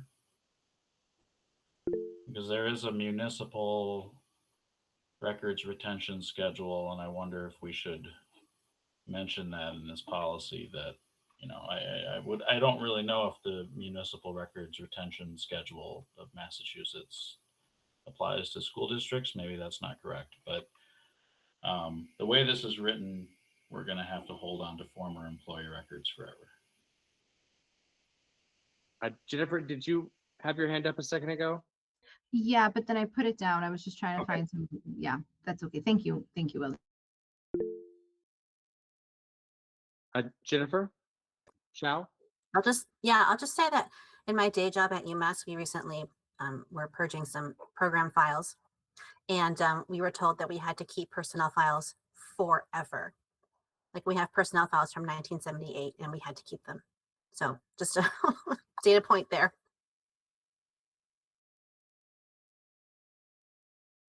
Dr. Z? Yes, when I came in, because we do have some files, some very, very, very old files that are here. And when I came in, I said, well, how long do we have to keep files? And I think the 1 year I heard was like 60. Like, so there is an extended period in Massachusetts that you actually have to hold files. So I think that the way that it's written here as a policy works, and then procedurally as things update, then we would update our protocols and practices. Thank you, Dr. Z. Margaret? You're muted, Margaret. I know. Okay, sorry. I hit the wrong button. So I'm going to ask this question here. I had it further down in the list of policies. Oops, I started FaceTime, just a sec. It has to, and I think my questions kind of got answered because you talked about having paper records for employees as well as digital. Are you going to keep both digital and paper copies of all personnel records? Yes, when I first put my hand up, as I was looking for guidance I had received some years ago from Mark Terry. I might say it wrong. I'm not an attorney. I think that as long as you keep an electronic version, you can dispose of the paper copy of it or the physical copy. Don't quote me on that. I think that's what I remember the guidance from Mark. Currently, we have all employee records. I mean, we have a vault here in the middle school that is a lot of fun to go into, where we do keep the physical copies of all employee records of former employees as well. Yeah, we have them. Okay. But I have to follow up on, I mean, we can ask it as part of our next meeting, William, go back to Mark, but I was trying to do a quick search on record retention chart he had shared with me and some guidance he'd shared with me some time ago. Any other comments on GBJ? I would just like to say, if the decision is made to only keep digital copies, then the question or the issue of making sure that we don't lose them because something gets hacked becomes an issue again. Thank you, Margaret. Okay, so the next policy we're looking at is GBGC, and it is also a new policy.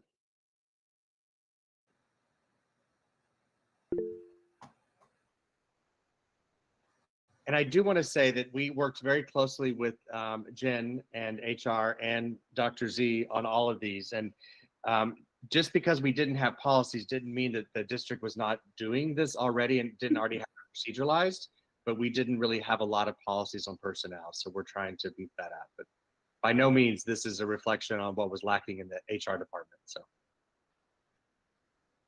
any comments on GBGC? Yep. William. Yes. Oh, sorry. Yes, I do. So I'm wondering, the first sentence in here says the school committee will strive to ensure the safety and well-being of employees.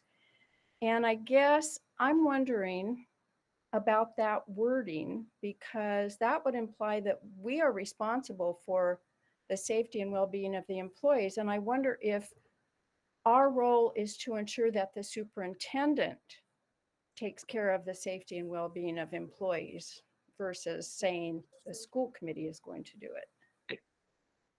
Jennifer, I don't know if I can, maybe Jennifer would have a better understanding. Isn't that in some of our contracts also? Yeah, there is similar language to that. I do think it says the committees. I'm going to go back and I think so. I think like in the APEA, I think in some of our contracts, we have that language already.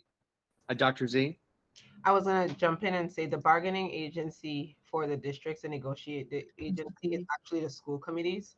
So you set the parameters of the contracts, I am just the executor and implementer of it. And so you can, if you want to amend it, but really honestly and truly, the contracts are between the school committee and the unions. And so that's how I see it. And when we read this, that's what we talked about. So Thank you, Okay. Dr. Yeah, the language, sorry, Dr. Z, I'm sorry to jump in, William, if that's okay. No, you're The fine. language in the CBAs does specifically call out the committees, does state the committees, and it even says the committee may from time to time require, it's old language, but it is in there where it specifically cites the committees. Sorry if you can hear my dogs. I'm home by myself and my dogs are a little excited for something. I don't know. But anyway, Sarah Marshall. Yeah, I'm reading this more closely now. So this is a policy just for returning to work. This is not for examinations or drug testing or TB or whatever at hire.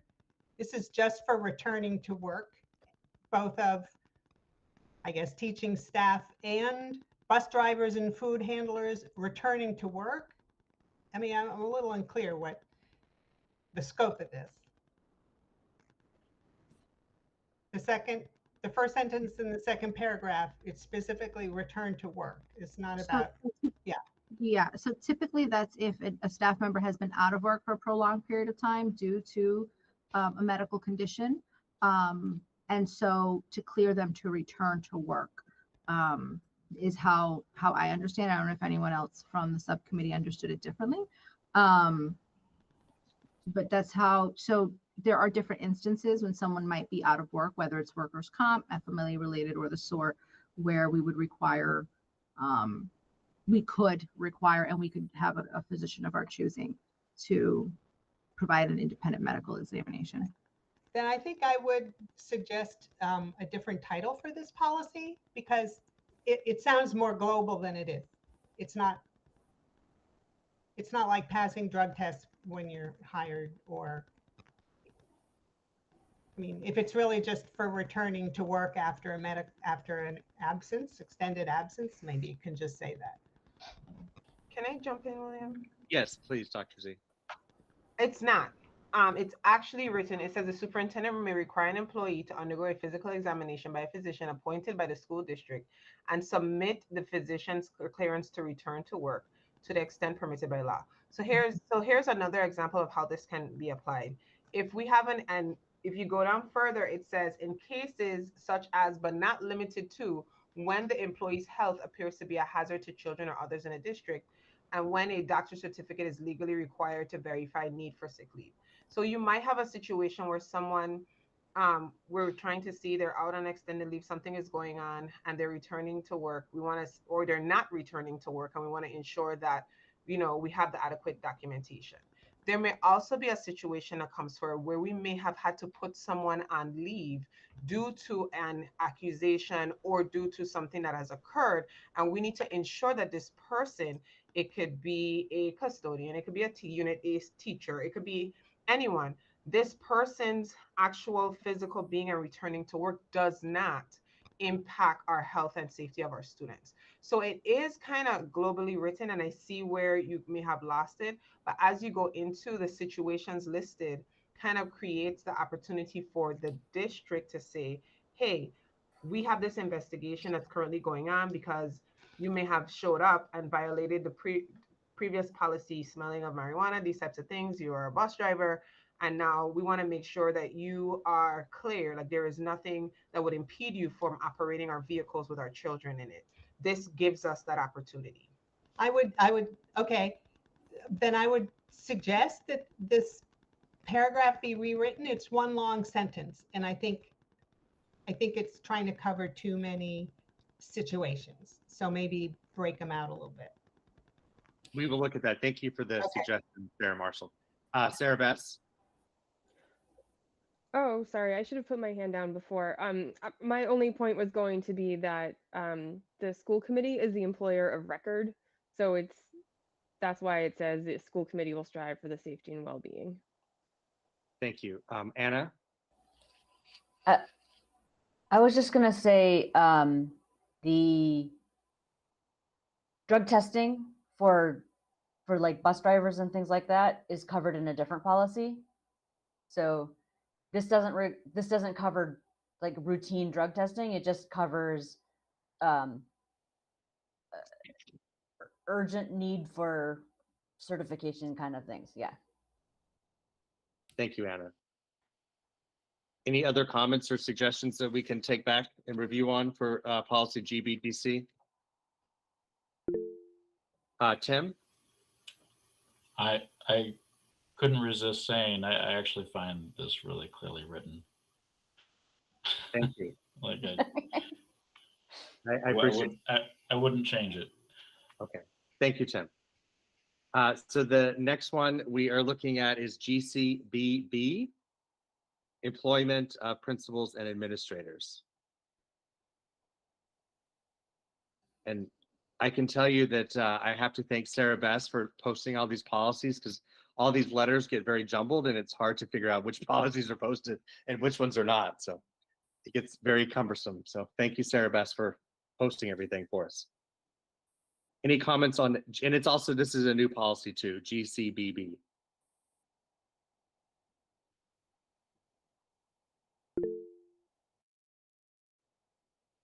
Deb? Is it different from current practice? Or are you just codifying current, well, not practice, but is it the policy that would be implemented based on the current practice? No, the other way around. Is it the policy that the current practice would implement, or is there a change to a procedure that would come about based on this? So no change to procedure, if I may. This is currently what we do. Principals can be, their first contract can be from 2 to 3 years. Every contract after that, the terms can be up to 5 years. So that is current. This is currently what we have in place. What we do, our procedures, codifying our procedures. Thank you.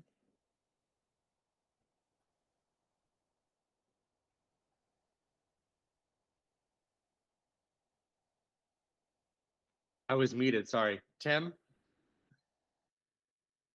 I think you probably answered the question. I guess what Deb was getting at answers the question. I was just curious as to how it was different from the mask model policy, but the answer to that is probably that it's about our own procedure.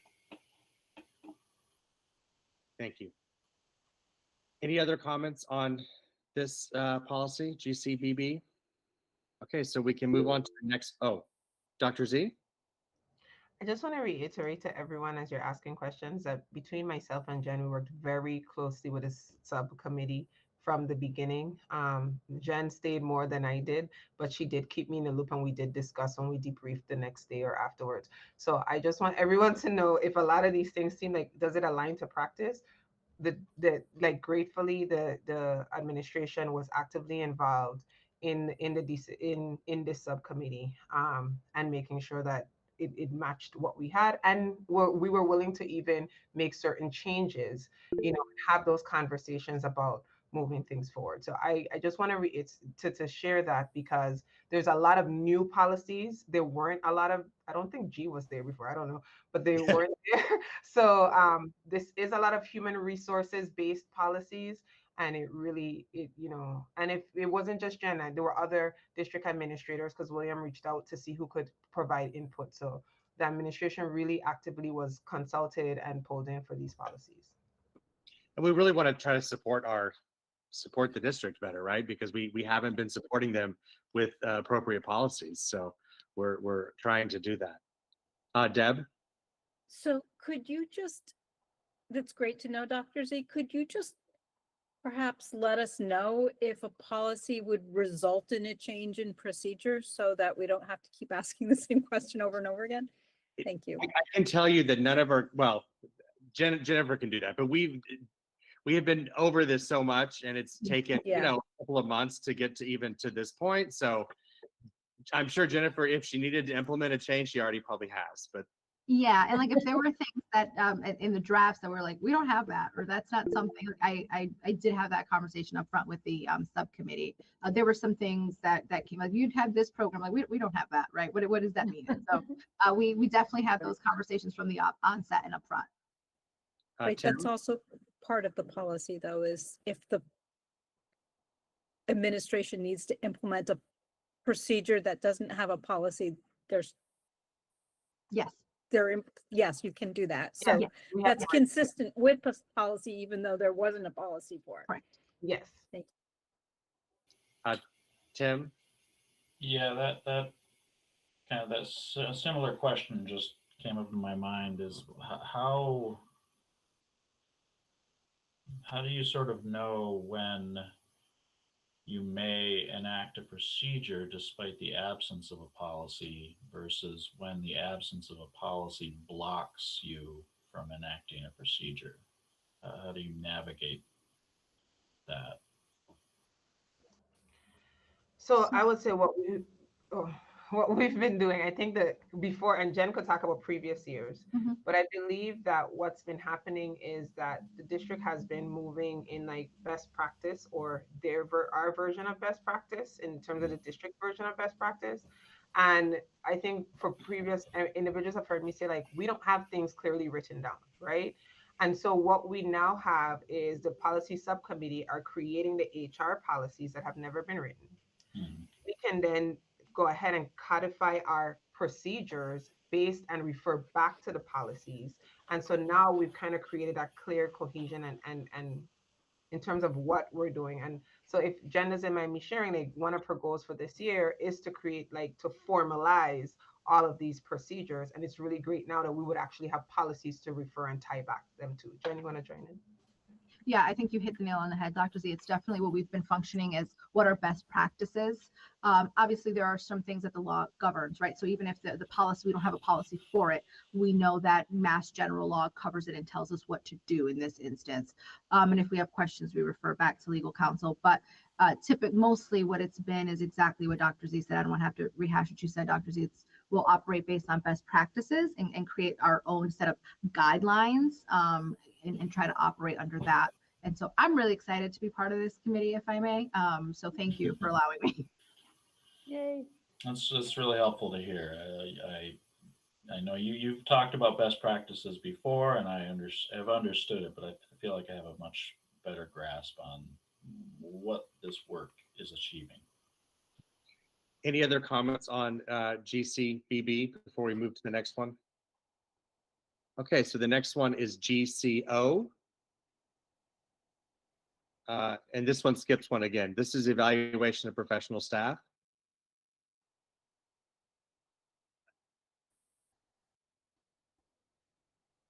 William, for Deb's thing, this now codifies a lot of our practices and it provides us with further accountability. So this is a mix of codifying what we currently do and expanding it in terms of our accountability. Yes, I know Dr. Z and I have had several conversations on, what our district has done in the past on evaluations, and we don't have a policy for it. So then, like, how do we hold how do we hold Dr. Z or any superintendent accountable to evaluations if we don't even have a policy for it? So I feel like these are all very important for us to do. And hopefully we'll then increase those percentages that Deb was asking about. What percentages? I thought it was you was asking Jennifer on her HR report about the percentages of evaluations done. I think it was Anna. Oh, it was Anna. Okay, sorry, Deb. I apologize. Any comments on GCO?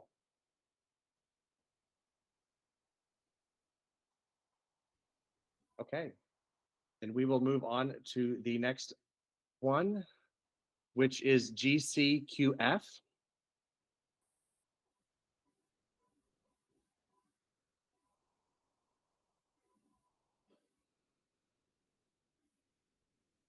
Any comments on GCQF? Tim? I'm just wondering if there are any, item 2, an employee may be placed on administrative leave during the pendency of any investigation conducted by the districts. Are there other cases of when you would want to place an employee on administrative leave when there is not an investigation in pendency? Yes, so there are instances where we trying to say this as try to couch it as so it's not confidential, Stop right? it, yes. Shoot. Yeah, I'm trying to be very careful about how I say it. I So know. That's what I'm saying. Stop it, yes. stop it. Yes, we do, and yes. Okay. Thank you, Dr. Z. That's helpful. Should that be codified here? Is that not necessary? Is it covered by MGL or something else? My I question. think under number one, it's in terms of suspension with or without pay, Right. it's there. I think the placement of leave, we've often been guided by legal counsel around when we should and shouldn't not pay individuals. So that's why that needed to be clearly codified right there. So and then based on our collective bargaining agreements, each one has a different procedure in terms of what it is that we have to do when it comes to suspension, dismissals, investigations. So Okay. this is written very generally for us to be able to proceduralize based on the specific subgroup. Great. Thanks. Into your question, Tim, because this is pertaining specifically to dismissal or suspension of employees. Other times when staff might be placed on paid administrative leave, it may not particularly fall under that. I just don't know if it would be appropriate to list it here. Oh, interesting. Okay. Thank you. Sarah Marshall. Yeah, what is the difference between being suspended and being put on administrative leave? Suspension is without pay. Administrative leave is typically with pay. So, well, it just says suspended with or without pay. So you could be suspended with pay. right. It's so just, how is that? I think it's just a different phrasing of words. It's being on paid administrative leave. You're not at work. You're still being paid. You're suspended. You're not at work. You're not being paid. Perhaps and be clarified further in the language, but. Well, it's not like just administrators can be put on administrative leave. It doesn't have anything to do with the type of employee. It doesn't. Correct. Sometimes suspension means removal from. Suspension isn't just this like in a discipline to without pay. We might need to remove you from the work site, and that could be a form of suspension. So this allows us, depending on how we are going to implement that suspension, and gives us the leeway of with or without pay. Again, now on the back end in the disciplinary procedures, this is the policy that the committee is writing, saying you can suspend with or without pay. What that suspension looks like happens in the proceduralized portion. So this is the umbrella we're able to function under. I understand. I'm just trying to clarify if there is a difference between being suspended and being put on administrative leave, like because those are numbers 1 and 2. So maybe, and I think Jennifer said basically no. So that's fine. Right. So I think what's important maybe for us to clarify is when we're talking about suspension and administrative leave. So what we use administrative leave is when we use that language, we're referring to you're on a paid administrative leave for whatever reason that might be. And suspension is definitely the way it's written here, it doesn't seem to be different, but the way that it's applied in the district certainly is different. So maybe that is something we do need to clarify as part of the policy and the way it's written, because the suspension, when we use that word or that language, definitely does infer something disciplinary. And I want to give us an example, Sarah. In many times in the process of suspension, we have to place you on administrative leave, right, to remove you, and in that you are paid. So when we issue our notice of intent to suspend, in that for some employees, we may have to place you on administrative leave to remove you. So that comes with the with pay. Sometimes administrative leave becomes a part of the process for suspension, and that's why Jen is saying no. Then when we go through the findings and the hearing and all of that stuff at the end of the investigation, we then would continue that suspension without pay but you have been during the process of, we intend to suspend you because we have to issue a letter. We intend to suspend you. And a part of that, we are initially placing you on administrative leave. So it may be that, like Jen said, we probably edit over but there's certain things that we have to do. So it's a part of the steps for suspension. Thank you, Dr. Z. Any other questions or comments on GCQF? Okay, the next one we're looking at is GDO, evaluation of support staff.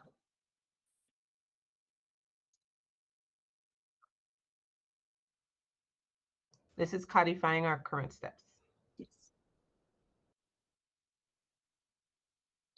Okay. Oh, Sarah Marshall. Yeah, we have so many different groups of staff. Is support staff just everyone who is not professional staff? Yes, I want to be clear about that. So support staff will be our paraeducators. Support staff will be our clerical staff. I'm trying to think. I think support staff, I'm not clear if that extends to like food, like our operations, food service, It does. custodial. It does. Okay. Thank you, Dr. Z. I think it is. It's just everyone who's not considered professional staff. So is that going to be clear to the employees themselves? They're going to know which, if this applies to them or not? So remember when we are finished with the adoption of the policies, we're also going to update our ARPS handbook. Yep. And Uh-huh. so one of the things, so for example, professional staff, one of the things we look at is not just like myself, I may be professional staff because there's a DESE specific rubric that outlines how the superintendent is to be evaluated versus some of these evaluations that we may have to develop a different rubric or a different evaluation system.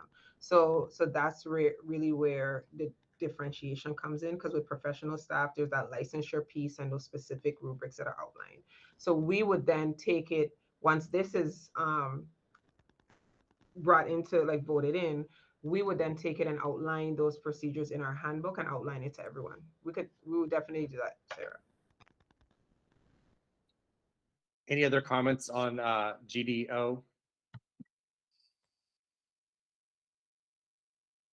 Okay, so we have one policy left, and this one is a little bit more a different policy, and so I'm going to speak on it for a minute. It is JKAA. It was brought to the policies. It was brought to my attention that some laws had changed. Either it was in August or September of this year, and when those laws changed, we have to have new procedures and new policies for next school year. And so it was brought to my attention we should look at this policy and see if we needed to rewrite this policy, which we do need to. However, we also became aware that our current policy that we have currently, which is without the pink edits, so all the writing in pink is new words. The words that are currently there are just in the black text. We are currently not up to legal standards for today's laws, that took effect who knows how many years ago. I'm not quite sure. So I am proposing that we adopt these edits through an emergency one read, and do that through a 2/3 vote tonight. And then I spoke to Dr. Z, and she referred me to the Director of Student Services, Doreen, and Doreen has been working closely with Michael Joyce, and that's where all of these pink edits have came from. And then when we get the new guidance, late January to sometime in February, then Michael Joyce and Doreen will be rewriting this policy again, and then we will be bringing it back to the school committee to do 2 reads. There is another one that's attached that Bridget has attached, and Bridget, I will let her speak to that. I believe that Bridget has gone through the new laws that are taking effect, and so then this would bring us up to the most current, to prepare us for the future. And I would propose that we would vote on accepting JKAA with the pink edits, and then I would say also, can we do a first read on Bridget's policy, and then we could refer that to council, so then we'd already have a first read done on this policy, and then we could get the edits back from council, take that back to the policy committee, and then bring that back for a second read, which would kind of speed up the timeline a little bit, is what I was kind of thinking. And so I am going to let Bridget speak first, because I know she has the second policy that she posted tonight. All right, super. So the first thing I wanted to say is that it came to my attention that the policy we had currently wasn't up to the 2021 updates in the law when some of the issues rose in Amherst Elementary School at Fort River. And so I was meeting and talking with parents about some of the issues that were happening there. And I went to find out our policy because what I remember from other settings is some of what was happening didn't seem quite right.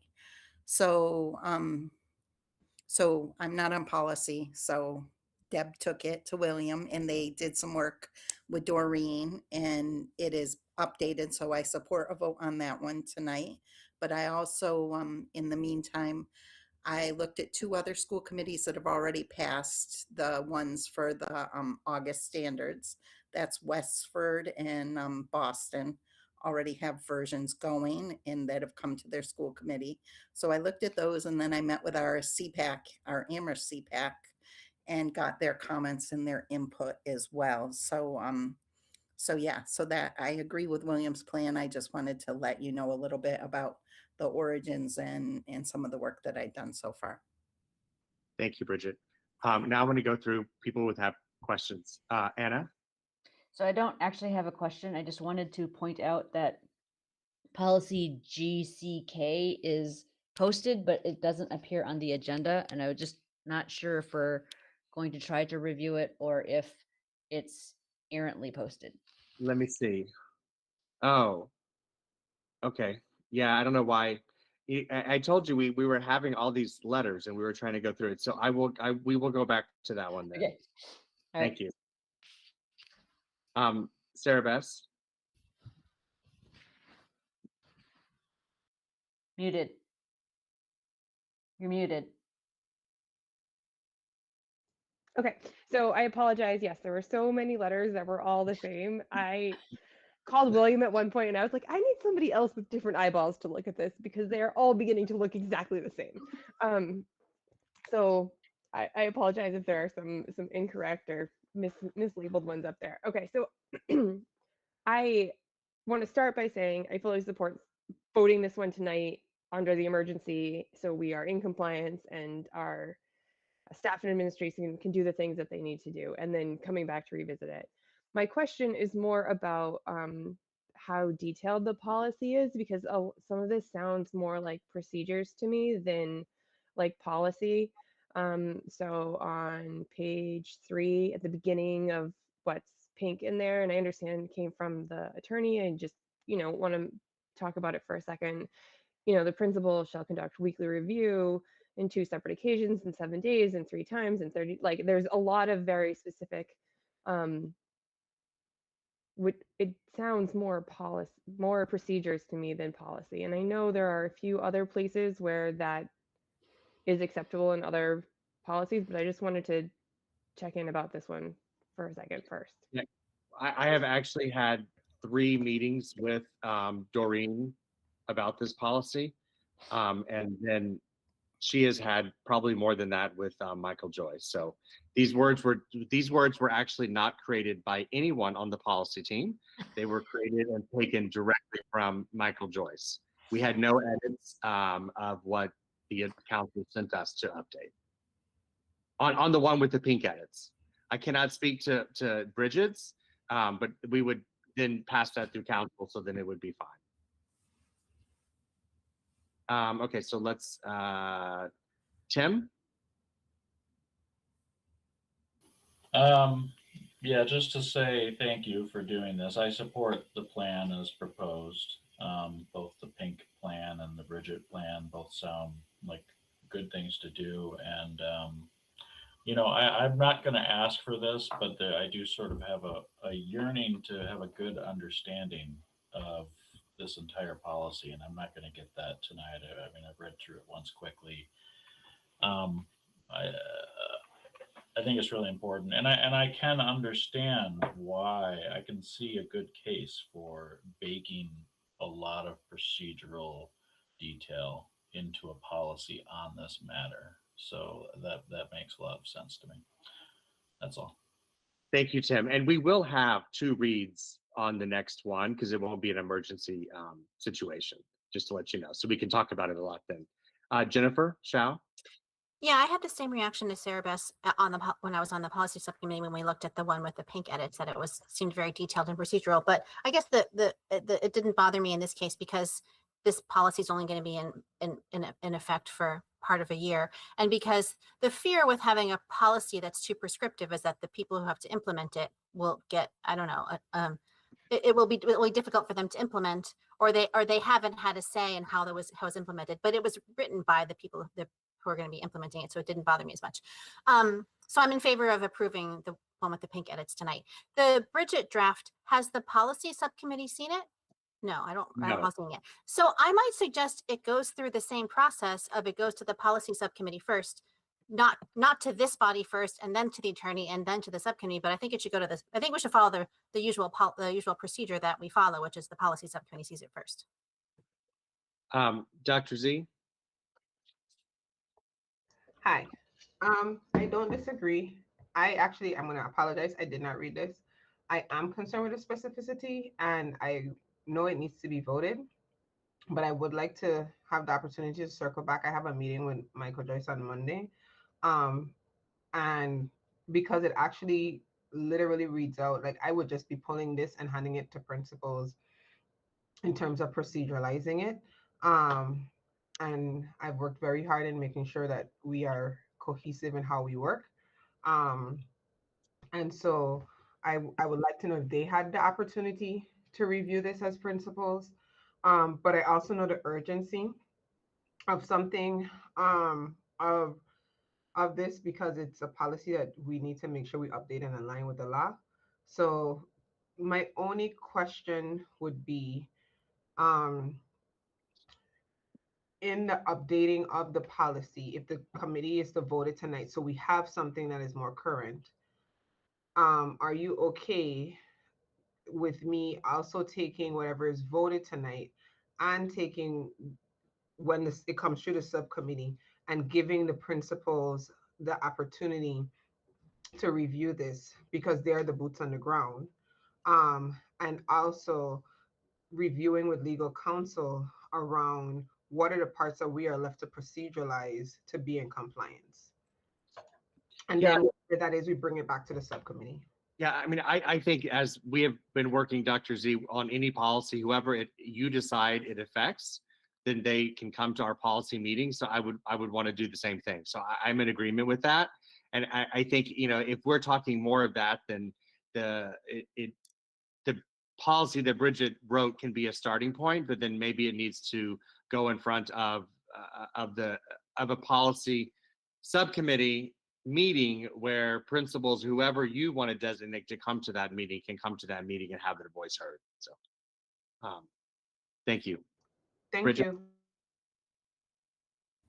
I wanted to say two things. One is I just want to be like transparent that one concern that I had about passing like the emergency policy and then passing the policy that I had input in is exactly that operationalization that Dr. Z is talking about, because you're going to train people all up in one policy. They're just going to get something in their head. They're going to start those new procedures, and by law for August they have to start a new set. So that was my concern about it, but also I didn't want to undo all the hard work that policy had done. And, I want to respect the efforts of everyone at central office and the attorney as well. So anyway, I just wanted to be transparent, like I'm a little of two minds on that. And then the second thing I wanted to say was, as I looked at other districts' policies, it was pretty interesting, including particularly one even included the forms that they expect folks to fill out. So in terms of specificity, I would say that our policies lean towards the low end. And that was an interesting, situation for me. I don't think in general, because I'm not on policy, I run around looking at others' policies, but because so many of my constituents brought this issue to me, I went and saw what other districts were doing to get up to speed with the August law. And, like I said, many of them are already passing things to get in line with the August things and not doing two different versions, because a long time ago they got up to speed with the other version, so that's our bad, Yeah. but there we are. Right, yes. We never got up to speed from 21, I think. Sarah Marshall? Yeah, I'm a little concerned about passing this one with the pink tonight because then it's in effect tomorrow and someone may instantly violate it without having known about it or been trained on it. It just, So these are the laws, so we could be held accountable to this. And so I would hope that nothing against the law is currently occurring. But our policy does not align with what today's laws have been enacted with. so you're saying the law, all the pink type is literally from a law? Or Correct. it's how somebody is choosing to put that law These into are- effect? These are not things that we have arbitrarily made up. No, I And these don't are mean not things arbitrary, certainly not well, arbitrary. well, these are things that have not, I mean, they should have already been proceduralized because these are current laws. Everything in pink would bring us up to 2021. And I believe that our current policy is only up to 2016 legal standards.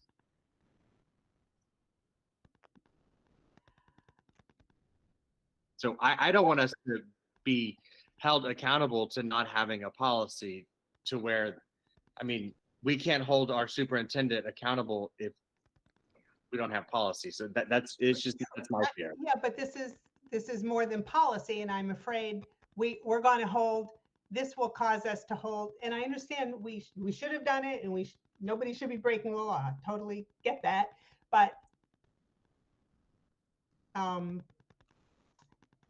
people should know, and if there's a possibility that they don't already know, I just don't want to set people up for like severe discipline if they are just haven't heard about it yet. I don't know. Maybe everybody knows about this, and we're just putting it into writing. I would assume that Dr. Z or Jennifer Ortez would proceduralize it on the quicker side and could do a memo to staff, whatever they needed to do to proceduralize that. Is either of them here to comment on that? Is this? Dr. Z is here right now, and so is Jennifer What the Ortez. school committee directs me to do. I'm actually right now pulling up, I'm going through the law and the updated regulations online. And I'm also looking at other school districts. For example, right now I'm looking at Hamilton Wenham, and they're adopted and they reviewed theirs January 8th, 2024, and they January 8th, 2025. It's not as specifically written as ours is in terms of timelines, but I'm trying to go through and just see, like Bridget did, what specific districts did what. And then I probably will reach out to other superintendents to find out where they are around this. It will be added to my list of urgent things to get done. So yeah. I was trying to bring us up to code so then we could, formalize and take our time to make sure we have the policy that we want that will go into effect, for next school year is what my intent was. Deb? Yeah, I just want to speak to several points about this. It came to my attention in the same context that it did Bridget's, where it seems like our procedures or our policy certainly has not been up to date. And like the other emergency policy that we passed, where children may be harmed by the lack of us having adequate policy or up-to-date policy, it became very urgent in my mind to make sure that we have policy that protects the students. And I understand, Sarah, your concern that you don't want to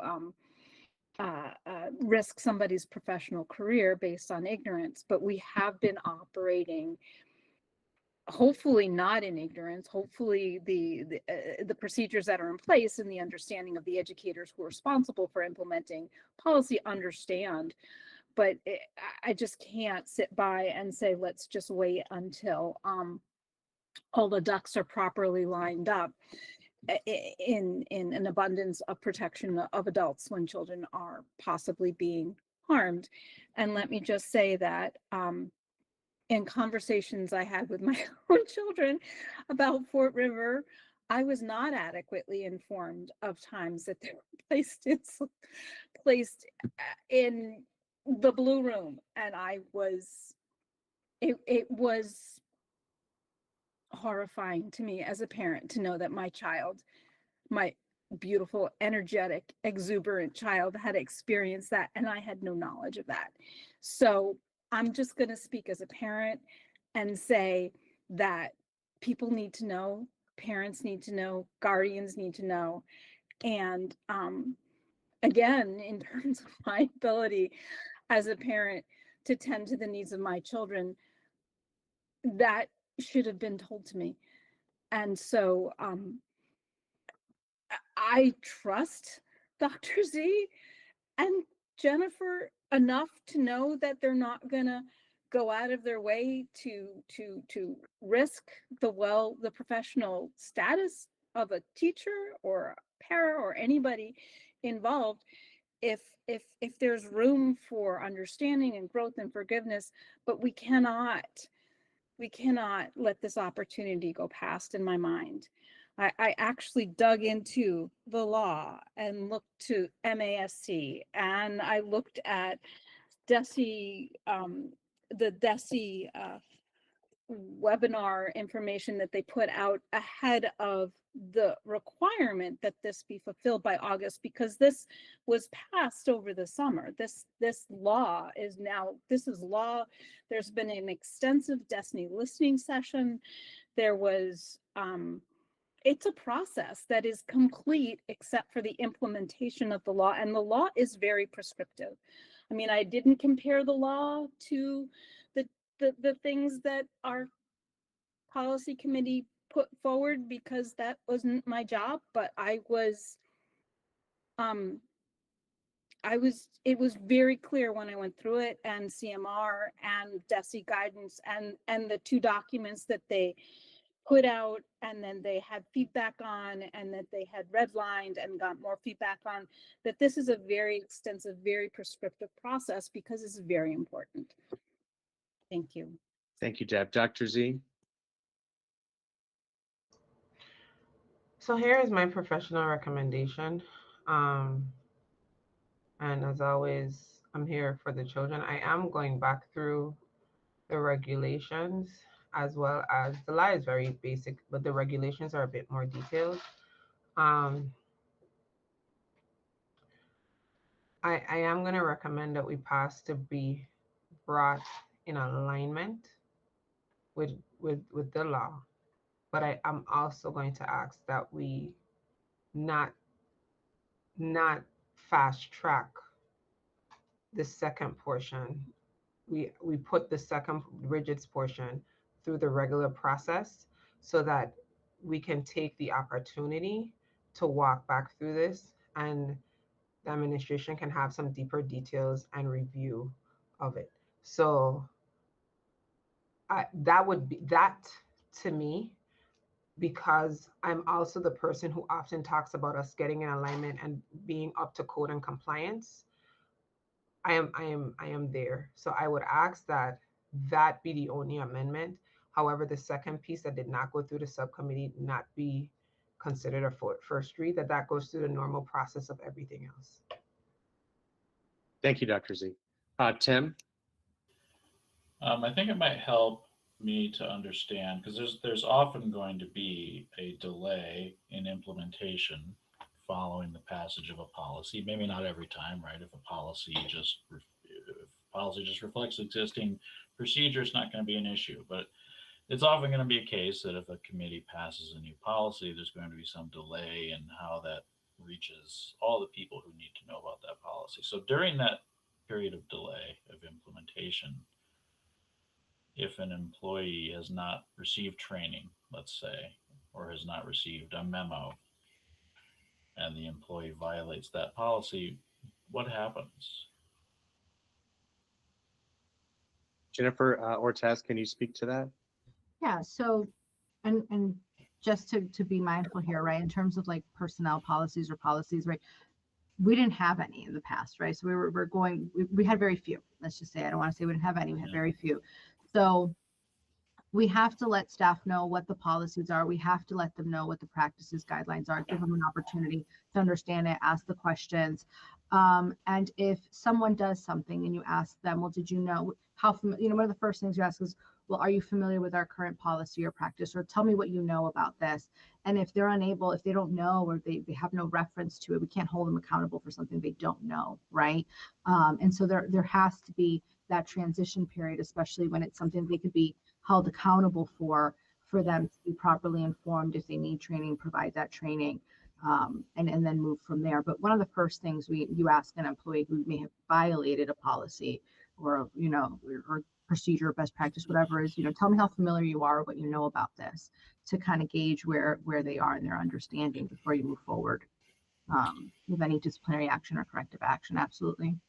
Okay, so just in terms of a liability and due diligence standpoint, the process of passing a policy doesn't, the implementation, the getting the message out, getting the awareness out to employees, the district is really going to be on the hook in terms of liability until they can demonstrate that it's been communicated or training has taken place. Is that my I'm not looking for a definite yes or no, but it seems like this is something that you have to think about a lot. Yes, it is. When I think about the trainings, for instance, as I was referring to at the beginning of the school year, you have to let staff know as they're coming in what the expectations are before you can hold them accountable to them. That's why we have to share these out. And sometimes it's a period of sending it out again and letting them know this has been sent out these many times. Just know, moving forward, as of this effective date, these certain things will be in place, or now you will be held accountable, or these are the expectations moving forward, to give staff sufficient time to get acquainted with and understand, and also give them the time to review and ask questions for their own understanding as needed. So as I was talking about earlier with different guidelines that we're thinking about, these new policies, that as we roll them out, we need to have the space for that. Absolutely.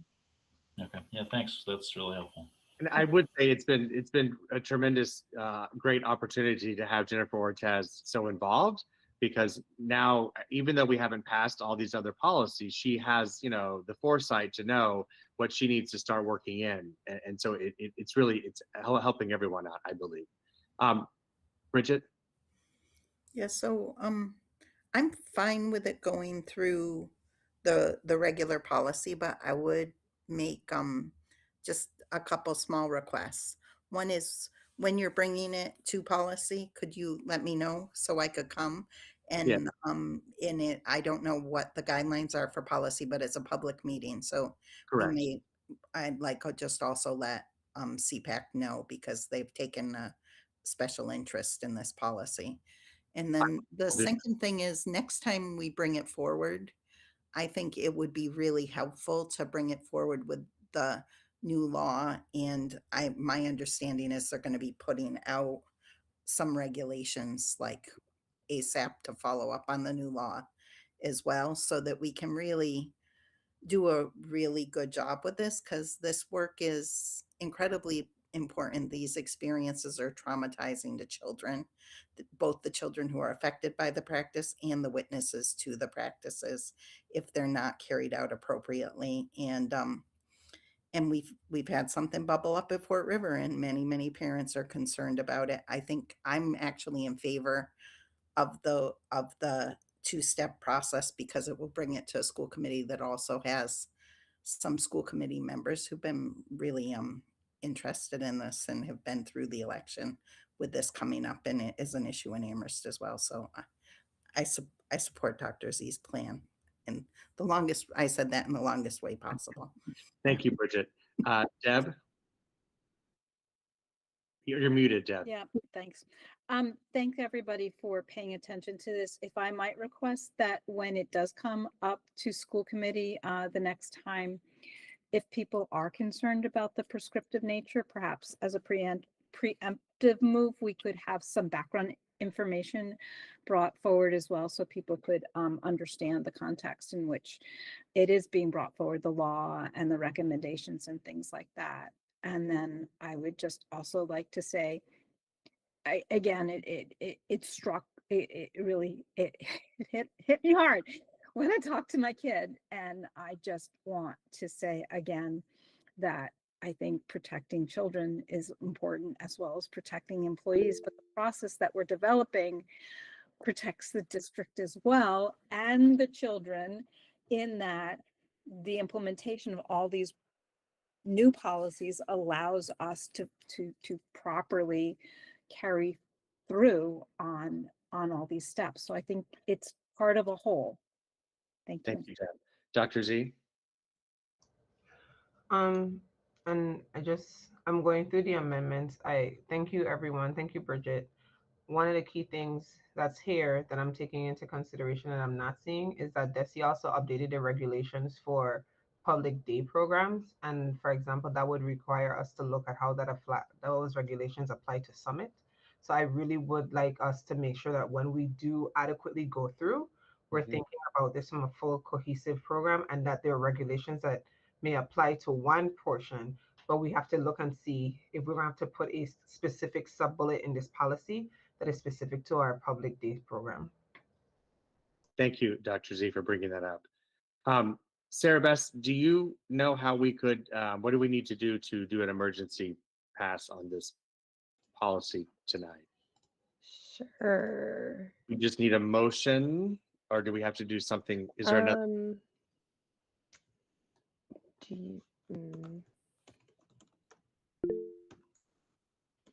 Deb? I think we have to suspend our policy on policies for it to get a first read. And so we vote to suspend that policy. I think we have a policy. It's already in the policy how to do an emergency, to pass a new policy under emergency. Okay. So we shouldn't have to. Sarah Bess? I'm looking. I didn't. Okay, right. Do you happen to know what policy it is? I can find it. Here we go. For emergency conditions, the school committee may dispense with the above sequence of a vote by 2/3 present. A quorum must be present in the school committee to take any vote. Yeah, I think it just says it has to be 2/3 vote. No, so I think Deb is correct. Okay. Sorry, did Sarah Bess, you just say we can dispense of the procedure with a 2/3 vote? Not that the policy needs a 2/3 vote, but that dispensing with the procedure needs a 2/3 vote. Yes. So, yes, I think you're right. So policy BG, it has section B is policy adaptation. Sarah Bess, you want me to share my screen? Sure, that would be great.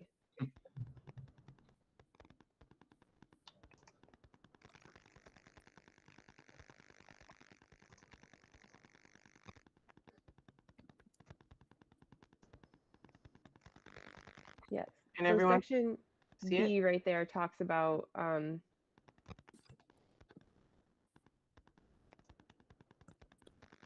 it's section B. To meet emergency conditions, the school committee may dispense. So sorry, I just lost my place. I think with the we have above to sequence by a vote, yeah. Yes, so I think we have to take a vote, which has to pass by 2/3 to then vote on the policy itself. That is how I'm reading it. I am happy to hear of different readings. Jennifer? I move that we dispense with the prescribed sequence on adopting policies so that we can vote on policy JKAA. So that was, okay, Jennifer and then Anna, and it was moved to dispense with the prescribed procedure to vote. Sorry, Move, move to Go ahead. move to dispense with the prescribed sequence so that we can vote on policy JKAA.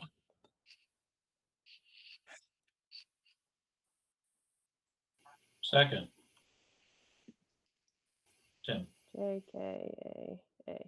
Okay. The Jennifer moved and Anna second to move to dispense with the prescribed sequence so we can vote on policy JKAA. Deb. Would we move just to suspend policy BG? I don't know how There you is a motion. suspend. There is a motion on the table. My question about the motion, is it the appropriate, can you suspend a part of a policy?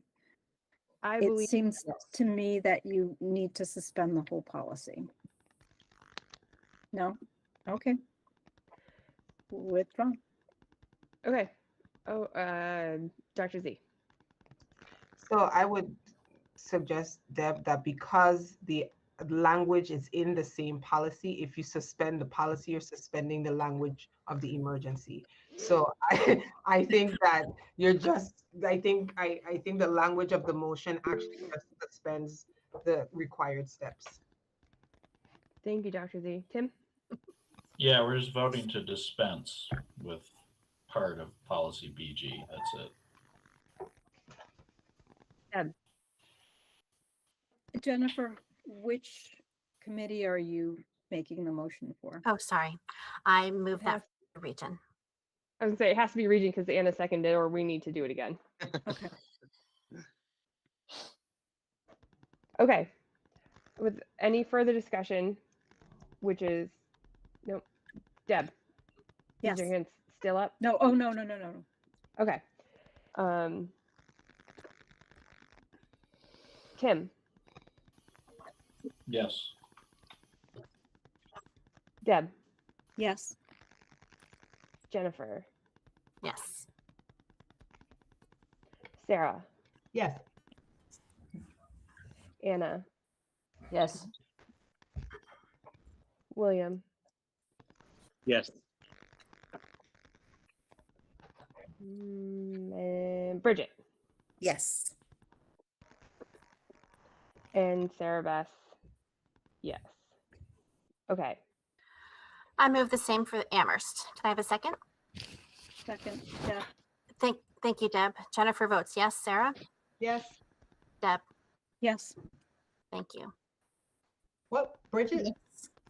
Oh, sorry, Bridget. Sorry, I didn't see you there, Bridget. And I move the same for Pelham. Do I have a second? Second. Second. Thank you. Jenny? Yes. Sarah Bass? Yes. William? Yes. And Margaret, yes. Thank you.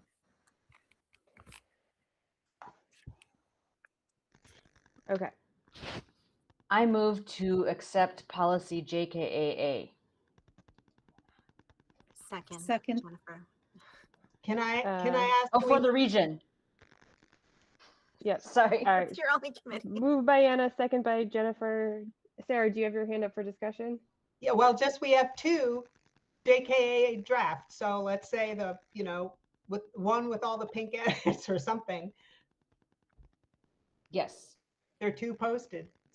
So Pink edits. Okay. Bridget. Yes. William. Yes. Anna. Yes. Sarah. yes. Jennifer. Yes. Deb. Yes. Tim. Yes. And Sarah Beth, yes.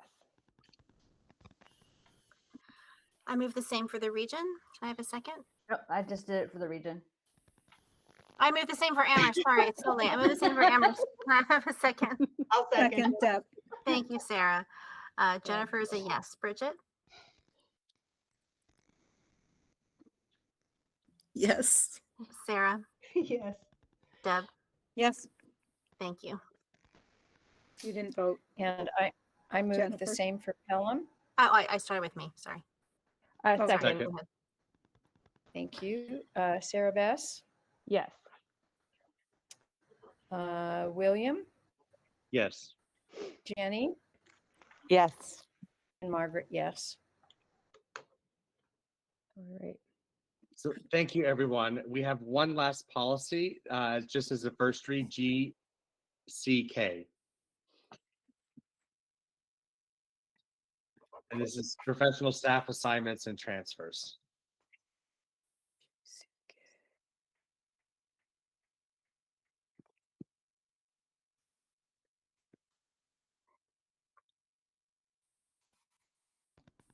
Yes, this codifies our work.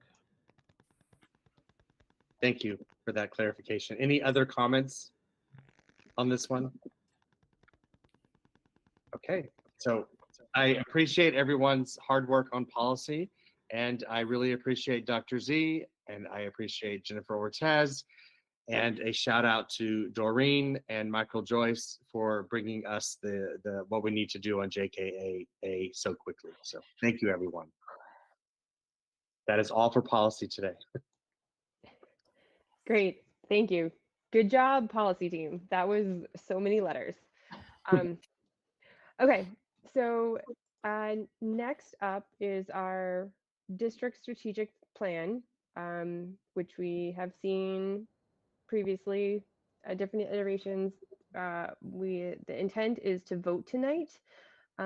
There is a memo and some supplementary information, and the plan itself are all attached to board docs. Dr. Z, do you want to kick this off? Sure. I'd like to highlight, usually I don't read, but I know I attached this late, so I want to read what I wrote in the memorandum. First of all, thank you for allowing me the opportunity to present, and more so to just lead and be able to facilitate the presentation of the 2026 to 2028 strategic plan, and to share why I believe it's ready for your approval. The plan represents the collective work of our district, educators, families, community partners, and most importantly, the voices of students. It reflects months of engagement, revision, and intentional collaboration. It also reflects your guidance. Specifically, in the updated plan, you'll notice that we have incorporated the academic skills as a call out, and that starts from page 7 all the way to page 9. There was a discussion about the strategy or creating a strategy to seek funding. We now have under Goal 4 Strategy 4.3, which specifically calls out the opportunity for us to engage and to find funding sources, grant applications. There was a consideration of strengthening our culture and climate. We now have strategy 5.4. And we've also laid out and reorganized it so it clearly outlines in our under goal 5 how we plan to operationalize and create our coherence to different areas. So just thank you for that. Every suggestion you offer throughout the process has been incorporated in the document before you. Your input strengthened this plan, brought clarity to its goals, and helped to ensure that it aligns with the vision and values of Amherst, Pelham, and the Amherst Pelham regional communities that we serve. As superintendent, I want to be clear that this plan is not simply a document that sits on a shelf. It is going to be a driving force and a living document behind the work that we will do every day in service to our 4 towns. It gives us a through line that connects instruction, operations, culture, family engagement, leadership development, and resource allocation. It ensures that our actions are aligned, intentional, and anchored in the success of every student. This plan is a mechanism by which we turn vision into practice. At the center of our plan is our portrait of a graduate. The portrait reflects our community's aspirations for our young people. It calls upon us to ensure that every student becomes an adaptive problem solver, a critical thinker, innovative creator, skills communicator, responsive student, and a very self-determined individual. These competencies are not abstract ideals, they are foundations of our mission. This plan is designed to dismantle to dismantle the belief that some children can thrive while others struggle because of the systems around them. It is grounded in the National Equity Project's definition of educational equity, which tells us that each child must receive what they need to reach their full academic and social potential. It warns us that equity cannot exist when outcomes remain predictable based on race, culture, sexuality, ability, language, or economic status. And it reminds us that our responsibility is to interpret inequitable practices, examine our biases, cultivate inclusive environments, and unlock the gifts and talents that every child possesses. So I want to speak directly and intentionally to the heart of the strategic plan.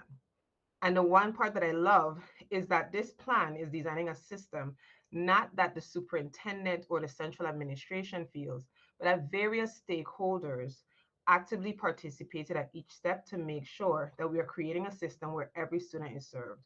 That means every racial group, every cultural and linguistic group, every economic background, every learner receiving special education services, every multilingual learner, every early childhood student building foundational skills, every advanced learner seeking challenge, every student across gender identities and expressions, including our LGBTQIA plus students, every child who has never felt seen or who has felt unseen, and every family that has ever felt unheard. So when I say every student, I mean every student because we are public educators. And as public educators, we cannot choose who we serve. We do not serve one specific group of students. We are here to serve all students. And this is precisely what our strategic plan is designed to do: create a system in which every student deserves safety, belonging, and the opportunity to be their best selves without exception. Our goals and strategies are not generalized statements, they are explicit commitments to serving all students. They drive our expectations for instruction assessment, um, multilingual services, early childhood special education, PD, and more so, every milestone in this plan is a promise. The one thing I want to stray off and say is that this plan is an overarching high level document. The next step, once the plan is approved, is to go in and start to create specific action steps based on the milestones, based on our goals. And that is where you're going to see the specificity in how we're going to use the data to address specific subgroups, to address what we are going to do, to build in those protocols and align to those policies. So once this plan is approved, it becomes the roadmap to fulfill our promises. And the action steps that we develop should help us align district priorities with instructional practices so that high quality teaching reaches every classroom. It enhances our ability to serve early learners, to create pathways from preschool to grade 3, to improve communication systems, to adapt culturally responsive practices. It plans to detail our operational changes, but most importantly, this plan provides clear direction for who we are serving as a district. So I'm asking you to approve the strategic plan because it represents a shared commitment to our students and our communities.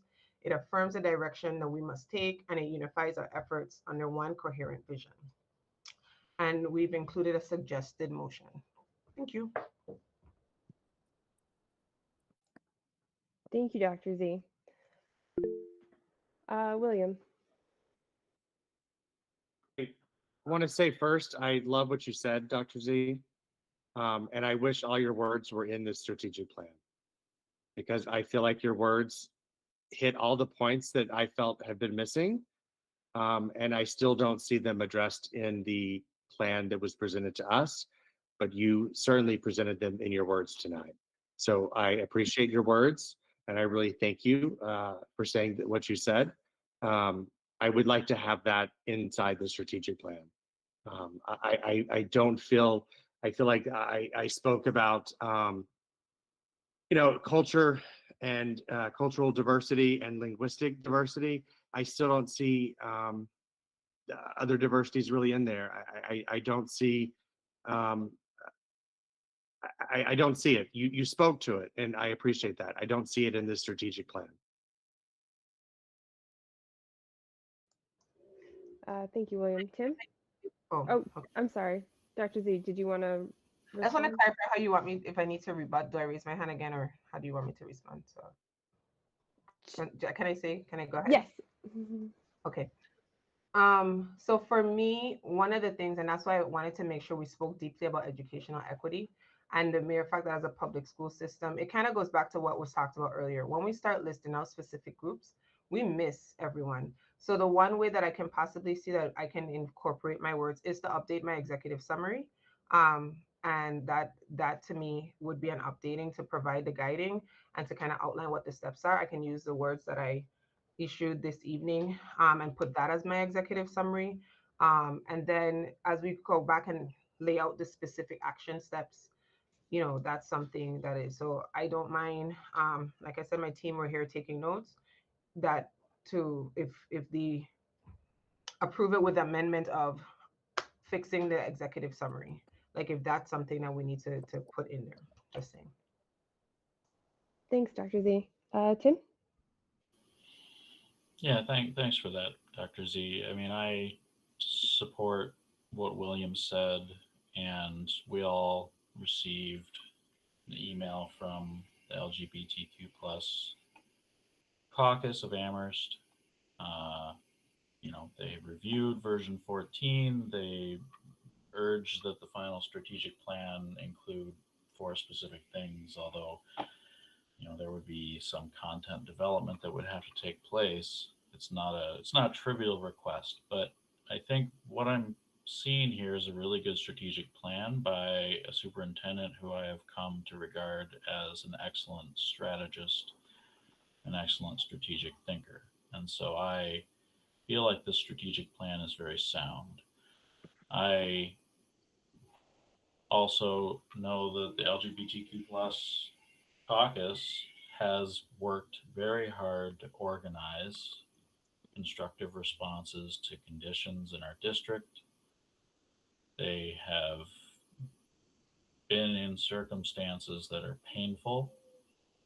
They're expressing that pain in, I think, the most constructive way possible by articulating how this strategic plan could be improved with an iteration that could help with healing and directly combating the cause of the conditions that this district found itself in. So I think, and that it opens a can of worms, I guess. We had that conversation earlier, like Dr. Z just said, right? Like, how do we highlight one group and not another? I respect that that's a challenging situation, but what I see is a caucus is standing up and articulating a very clear recommendation that I think would be very useful to the district, very useful, very helpful, very protective of the students, and a very good idea to pursue in terms of the school district's place in the entire community. So I think I would like to see more than just an addenda to the executive summary. I don't think that it needs to go through an entire process of stakeholder engagement again.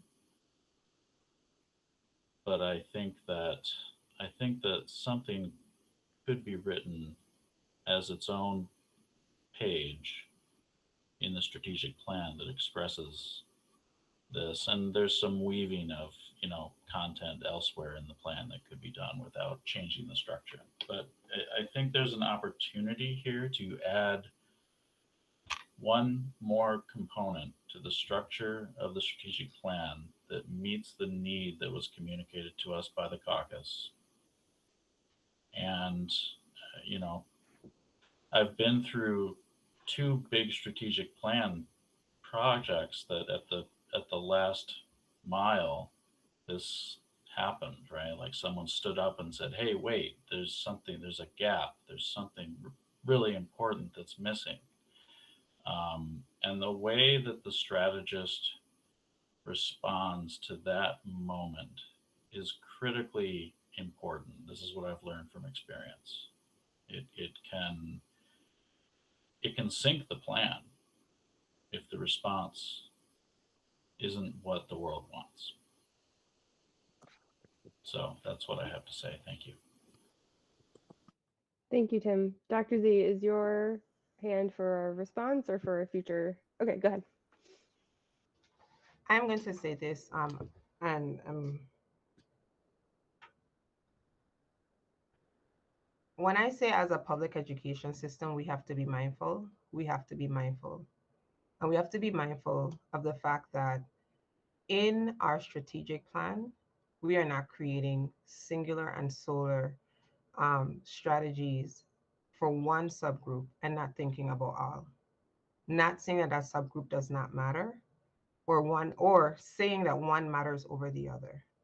I understand what we have experienced. I also understand that it is just like when I have staff members or I sit in to SEAC meetings or other meetings and I'm watching and I'm seeing that what the data is saying in terms of all the marginalized groups in our school district. And what are we doing for every marginalized group in our school district?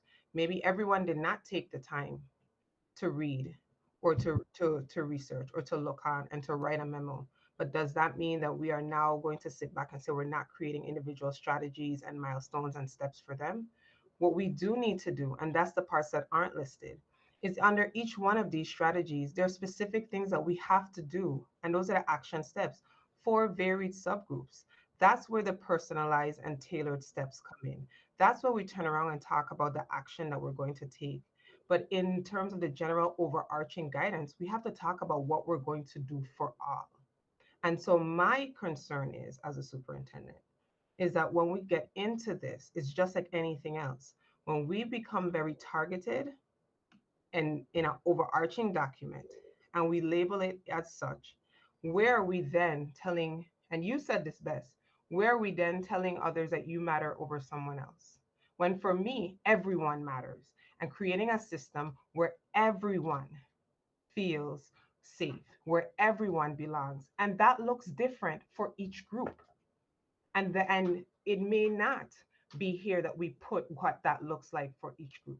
It may not be here where we put what we're supposed to do to educate students who are Black, who are or students who are chronically absenteeism, or how do we address the subgroups that we're not seeing? I had data chats this week, and I'm sitting down looking at the fact that when we're talking about students who hit into advanced mathematics, there are certain groups who are not there. When we're talking about students and their chronic absenteeism, there are certain groups who are not being addressed. When we're talking about students who are the targets of or victims of bullying incidents, and we're trying to determine what specific subgroup is being identified. Is it just this subgroup versus this, and what are the strategies we have to do to address that? We then have to sit down and strategize based on what the data says and what we're aiming towards. But when we sit and we create as a district a specific plan, not for all, and then take what's for all and target it and become very specific in our action steps, that is something different that we are seeing. So for me, this plan is high level. You're seeing the strategies, you're seeing the milestones. There is still an additional layer that has to come in afterwards, where we're then saying, what do we need to do to meet this milestone, and who needs to be in the room, and how does this change at the school level? What needs to happen at elementary? What needs to happen in the community engagement? That doesn't come in now. This is the guiding document. We then need to take that guiding document and get into the specificity.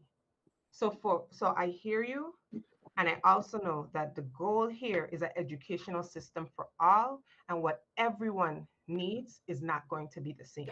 But I would not want to pull in and solely drive for one subgroup, and then I'm going to hear that we are not considering all of our students. That's my comment. Thank you, Dr. Z. Sarah? Right, something very different, and with my Amherst hat on. Well, first of all, I think it's wonderful to see this document that has thought so deeply, so many people thinking so deeply and carefully about our system and what we want to do for our kids. It's great. It's going to guide us for years to come. But I would like you to explain, I mean, maybe I know the answer, but I would like to hear you say why expanding early childhood education should be one of the like most important things for the Amherst. I'm not saying I object to it, but why that as opposed to other things we could do? Why is that so important? Can you? I get excited about talking about birth to 3. Yeah. So those are the most critical foundational years. And I wish Elizabeth was here to talk about what we are seeing. And I'm going to give you an example. Right now, there's a conversation between preschool and the elementary principals about the academic progress and behaviors of the preschool students who are now about to transition into kindergarten. So now we are creating a opportunity for us to actually adequately prepare students for school age learning. When they come to preschool, they actually have an opportunity to build on their foundational skills, their numerical skills, their social emotional patterns and learning, and we are able to start to transition them to where we are seeing them grow academically. So for us, and it's not just about preschool, early education is considered pre-K to 3rd grade. So we actually need to build the foundation into, are we having our kindergartners, our 1st graders, are they leaving and transitioning with the skills and strategies that we need for them to build upon? As we look at our MCAS, our iReady data, we see that that's our 3rd grade is our first year where we, like, statewide have that data point to say how are they doing compared to their peers in other districts. We started to see that there's a gap, and that happens in a lot of districts where there's a sudden decline between 3rd and 4th grade if you look cohort over cohort. Then when they get to middle school, we're seeing that, and high school, we had the conversation where our high schoolers coming into 9th grade are taking these scaffolded courses, and we're having a hard time getting them into Algebra 1, right? If they can't hit Algebra 1, then they can't hit the advanced mathematics like Algebra 2. Simple, right? But when we check what happens in a backward progression, we are seeing the gaps in the mathematical skills that our students have, and we need to build up and firm up from the foundation so that we can better prepare them for when they get to high school. Thank you. Okay. Thank you. So I just want to, I put my hand up, which sometimes it goes down when I try to do the meeting. But so after Anna speaks, I'm going to say something. Margaret. Thank you, Dr. Z. I have to say, having been in several of the sessions as this was in progress, I just, the end result is really kind of amazing. All of the feedback that you got, and the groups I were in were only a small part, have gone into this, and I think it's excellent. I do have one observation, which is that in several places, and specifically in goal 3, you're talking about pre-K through 3rd grade. We have 2 elementary schools who feed into us at the 7th grade level who are not covered by this strategic plan. That's the students from Leverett and the students from Shutesbury. And I just hope when you get to the, you're talking about working groups and things like that, that I hope that will be kept in mind. And I don't know how that might happen, that we can make sure that those students coming in have the same things that the Amherst and Pelham students will have. So that's just an observation, but I very much in favor of this. And I thank everybody for all of the work that went into it. Thank you. My hand was up. Dr. Z. Yes. So Margaret, early on in the initial process, when we first started with the portrait, the superintendent for Union 28 was invited to the process. So she was in the room. And so it actually helps that, she knew that we started our process and she was starting. I believe they're going to start their process soon. So in terms of collaboration and conversation, like as superintendents, sharing this is not very hard, and then having those conversations around what are your priorities, and I'm sure they're going to align very similarly. And it also helps that at the region there's member for Shutesbury and a member for Leverett. So when it comes forward to them, they're able to say, hey, great. If you haven't spoken to Dr. Z, there's actually, for the region, there's this part. But I do plan to, once this passed forward, to, because we do serve out 4 times, to have a conversation with her around what it is that our goals are and where we're moving forward. Thanks, Dr. Z. Bridget? Hi. So I'm going to say first, I really love to watch the progression of the strategic plan across time.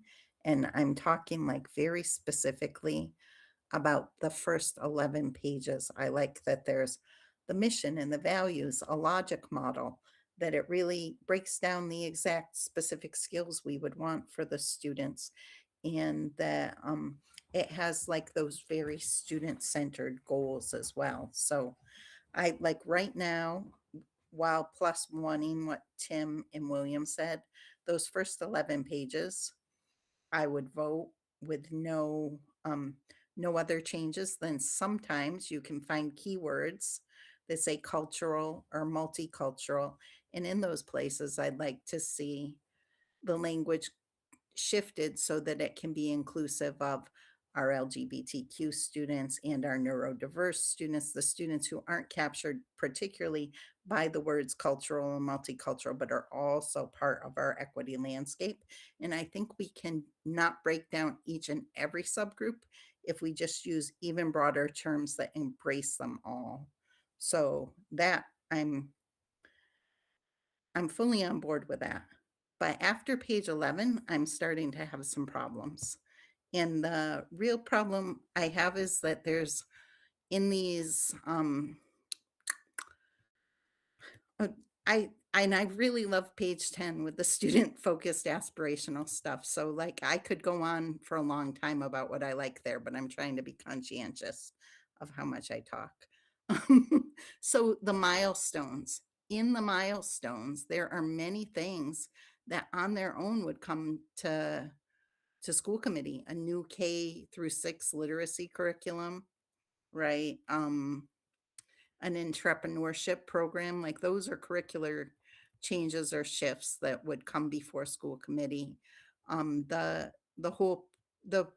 additions of preschool, like these are things I would adore to do, but that's a huge budgetary investment and also impacts on the way we're using different buildings and spaces. So I think that those in between pages with the strategies are also great. But when we get to those particular pages that say milestones and break them down, like that, to vote all that tonight or at all until we really reviewed those particular pieces as a school committee, I wouldn't be comfortable with.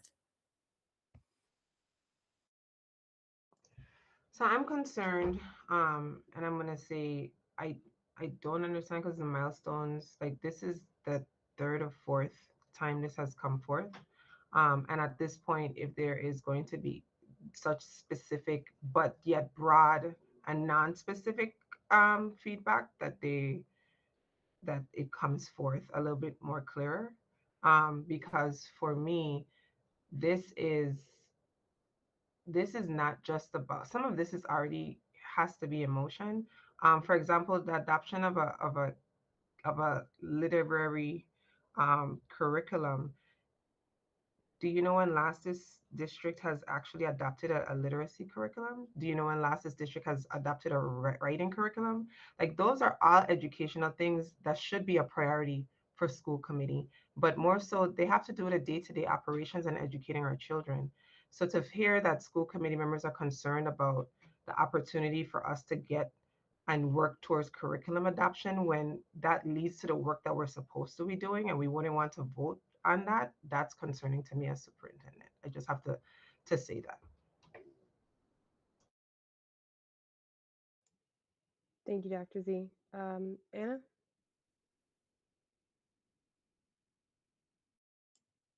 You're muted. Yeah. So I'm going to agree with Tim and William about the the fact that cultural and uh,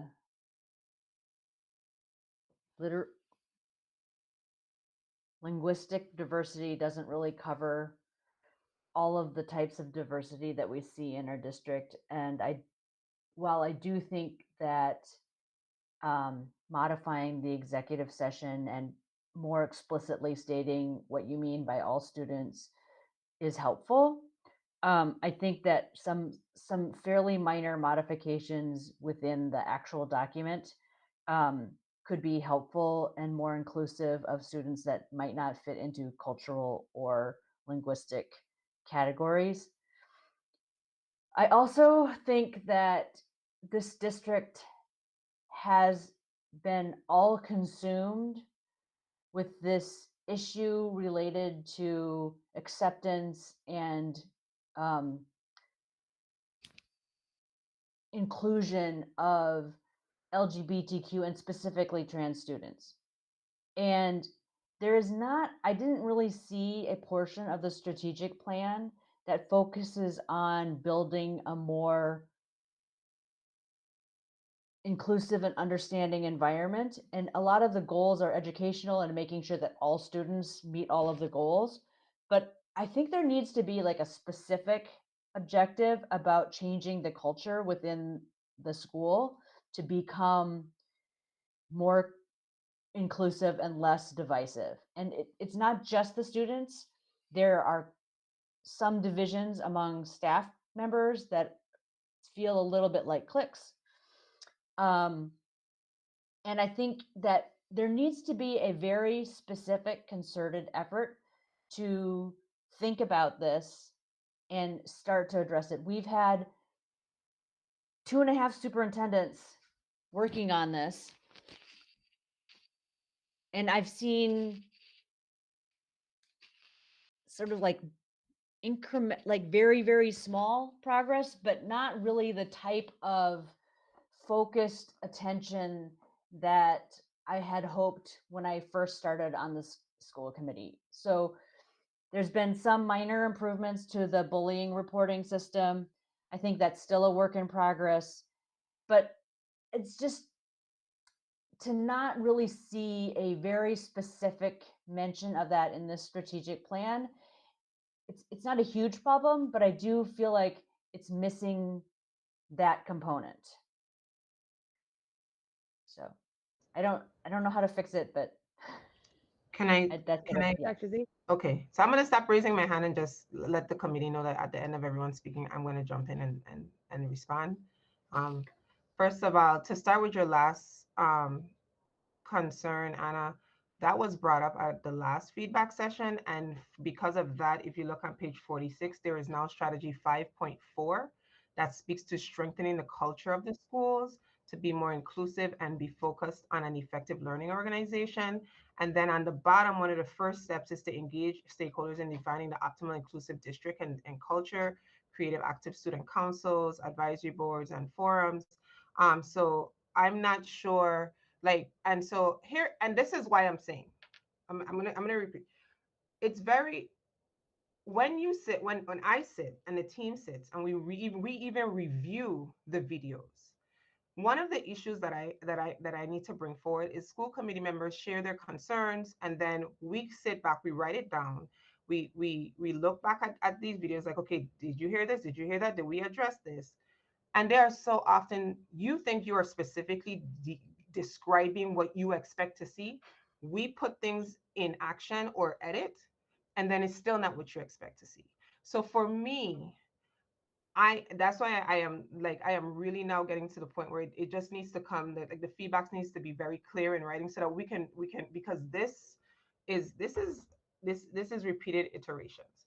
In regards to, we've gone through this, I think that for me, if we can align it align the language to what the National Equity Project definition is in terms of student success, student identity, making sure we talk about racial, cultural, and social factors.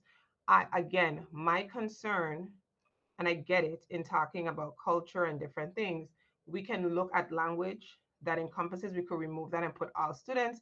We can shift that so that everyone is involved. But I would not want to, and again, I will follow whatever the school committee guidance is, but I would not want to specifically pull out and not identify the encompassing all students that we serve. So those are my two comments in terms of trying to address staff culture and what we do in terms of addressing internal stakeholders, identities, and abilities. Like we went back and we added this strategy based on the feedback. And now we're here, I'm hearing from you that we didn't address the strategy. Can you So just repeat the number one more time? Sorry. 5.4.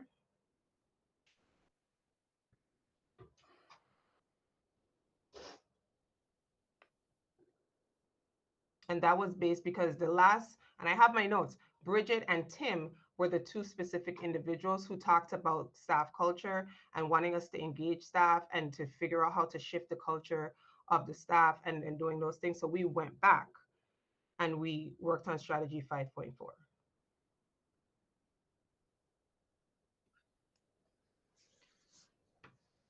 Sarah Beth, I hand it back to you. Thank you, Dr. Z. Um, okay, so as I had mentioned before, I would put my hand up, but it keeps getting put down every time I try to manage the meeting.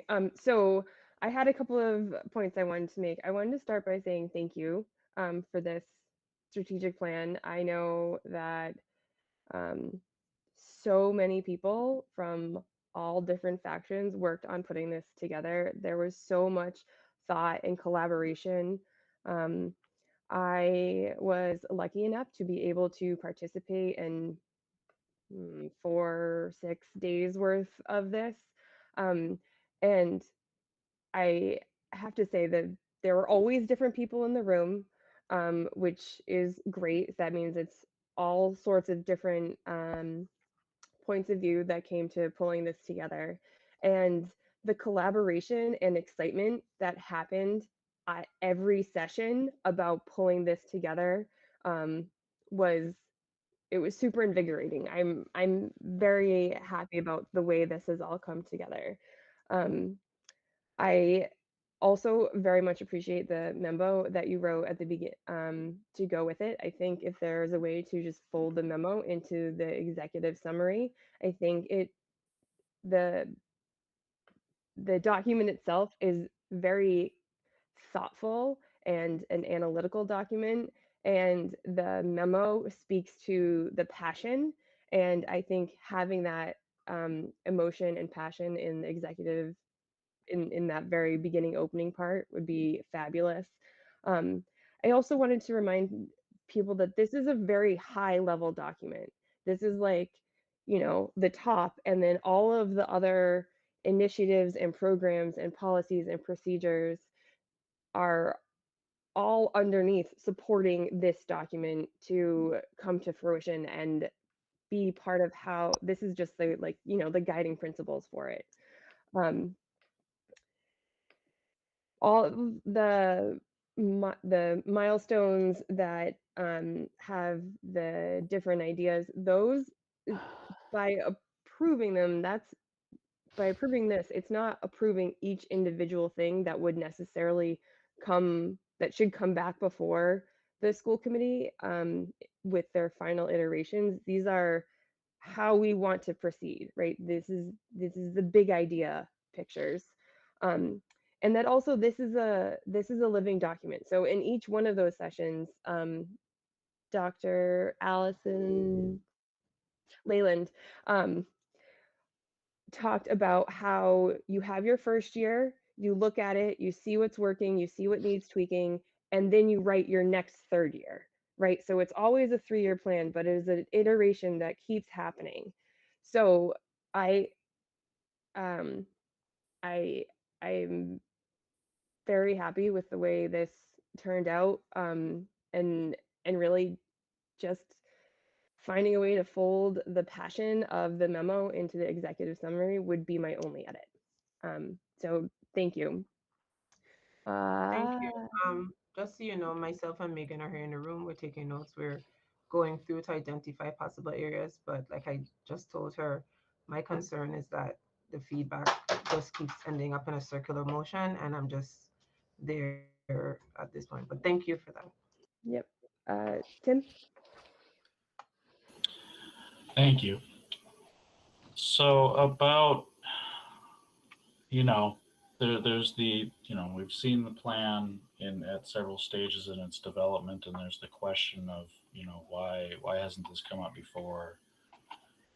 Why is the committee's attention on this now? For myself, I've been on the committee for 7 months, and I've done my best to read the plan each time it's been presented, and I'm sorry that my competence has been limited with only 7 months of experience working for the district. Every meeting I go to is another step in my own learning journey. I hope that people will be patient with me as I toddle along in the learning process. But my attention was drawn to it because of a democratic process. The LGBTQ plus caucus wrote to advocate for our attention. And so now that my attention has been trained to this specific issue, I'm beginning to think that the idea of a one size fits all strategy is not inherently a good thing, and I think has a lot of hazard.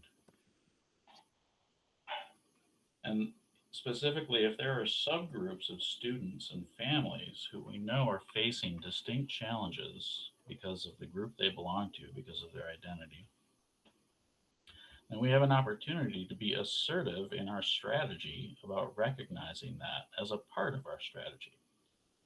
And I'm now concerned that doing without that risks a kind of erasure.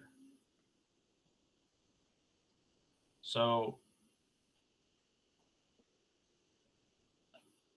I don't think I can support this. And I also don't think that we are at a grave risk if we continue to refine this plan. So I heard earlier what kind of sounded to me like an ultimatum. If we don't approve this plan, serious needs in our schools will go unmet. I don't find ultimatums persuasive, especially when I'm asked to make a decision that is very important. I think the schools will be fine if we continue to refine this plan. So I'm going to say at no point was an ultimatum placed by Dr. Yormar Herman. What I did say was I was concerned that a school committee member would not vote a plan because of things like curricular adoption. What I did say was there are certain things and practices like expansion of preschool and meeting student needs. So I did not say that I was not going to continue to do my job to educate these children. There was no ultimatum placed. So I would like to say that I did not do that. What I did also state is that if we are going to identify a marginalized group, we should identify all marginalized groups because this district has a history of not just serving one group. I know that there are recent incidents that occurred, but there are other groups. And a lot of times we have to be mindful of how we serve all. So for me, my final request was that if there is something specific that needs to be inputted or feedback or suggestions, then I am asking for it to be more specifically written to us as an administrative team, because we are working on assumptions based on feedback that we hear and we get, but we are not specific. Every time we're not hitting the mark because someone else comes up and says, well, we don't see this, we don't see that. That's one. So I just would like to be very clear, and this committee should know by now that I do not let false narratives pass when it comes to me, my name, and my reputation. And so I did not put forth any ultimatum. We're going to continue to educate the children in these districts. I was just bringing forth in terms of comments that was made. Could I reply to that? Sure. So at no point did I say that we recognize only one group. What I just said is that if there are groups that we know are facing specific challenges, we have an opportunity to name them explicitly in this plan. If you're telling me that the school committee needs to give you the content for this strategic plan in order for you to carry that out, I'm not sure if this strategic plan will ever get my vote. My understanding is that my role here is to do my best to understand and deliberate the things that are asked of this committee and then to vote. If there is specific content, if there is specific sourcing of information that's needed, then continue to follow the strategic planning process and find that information. We have a clue in our email inboxes as to who you can ask. And I think that you know who to ask for other information about other subgroups of students. This is not, we're not asking very much here. I think what we're asking for would add a page or two to this document. I think that there is a misconception for what I am asking for. I think so too. Could you tell So, me? yes, I kind of was going to. So what I am saying is, if there is every time there is feedback, the team works based on that feedback. If there is something specific that the school committee feels that they are not seeing and would like us to work on, or to call out in certain specific things, I would like us to get that directly. I am not asking for the content of it. I am asking for what is it that you see as the gap that is causing you pause. And additionally, the assumption is that that group was not invited. That group actually was invited into the room. Even after there was an incident where we worked to clarify, the group was invited into the room. So one of the clear things that I am actually saying is it's not about who do we identify or who do we speak to or calling. Like I am saying not calling out a specific group because everyone, you keep referring to a specific group. So I'm saying if that is what the school committee is asking me to do, I am saying for me, we also need to make sure that it creates an opportunity for any marginalized group that this district has had or have had been seen as failed serving.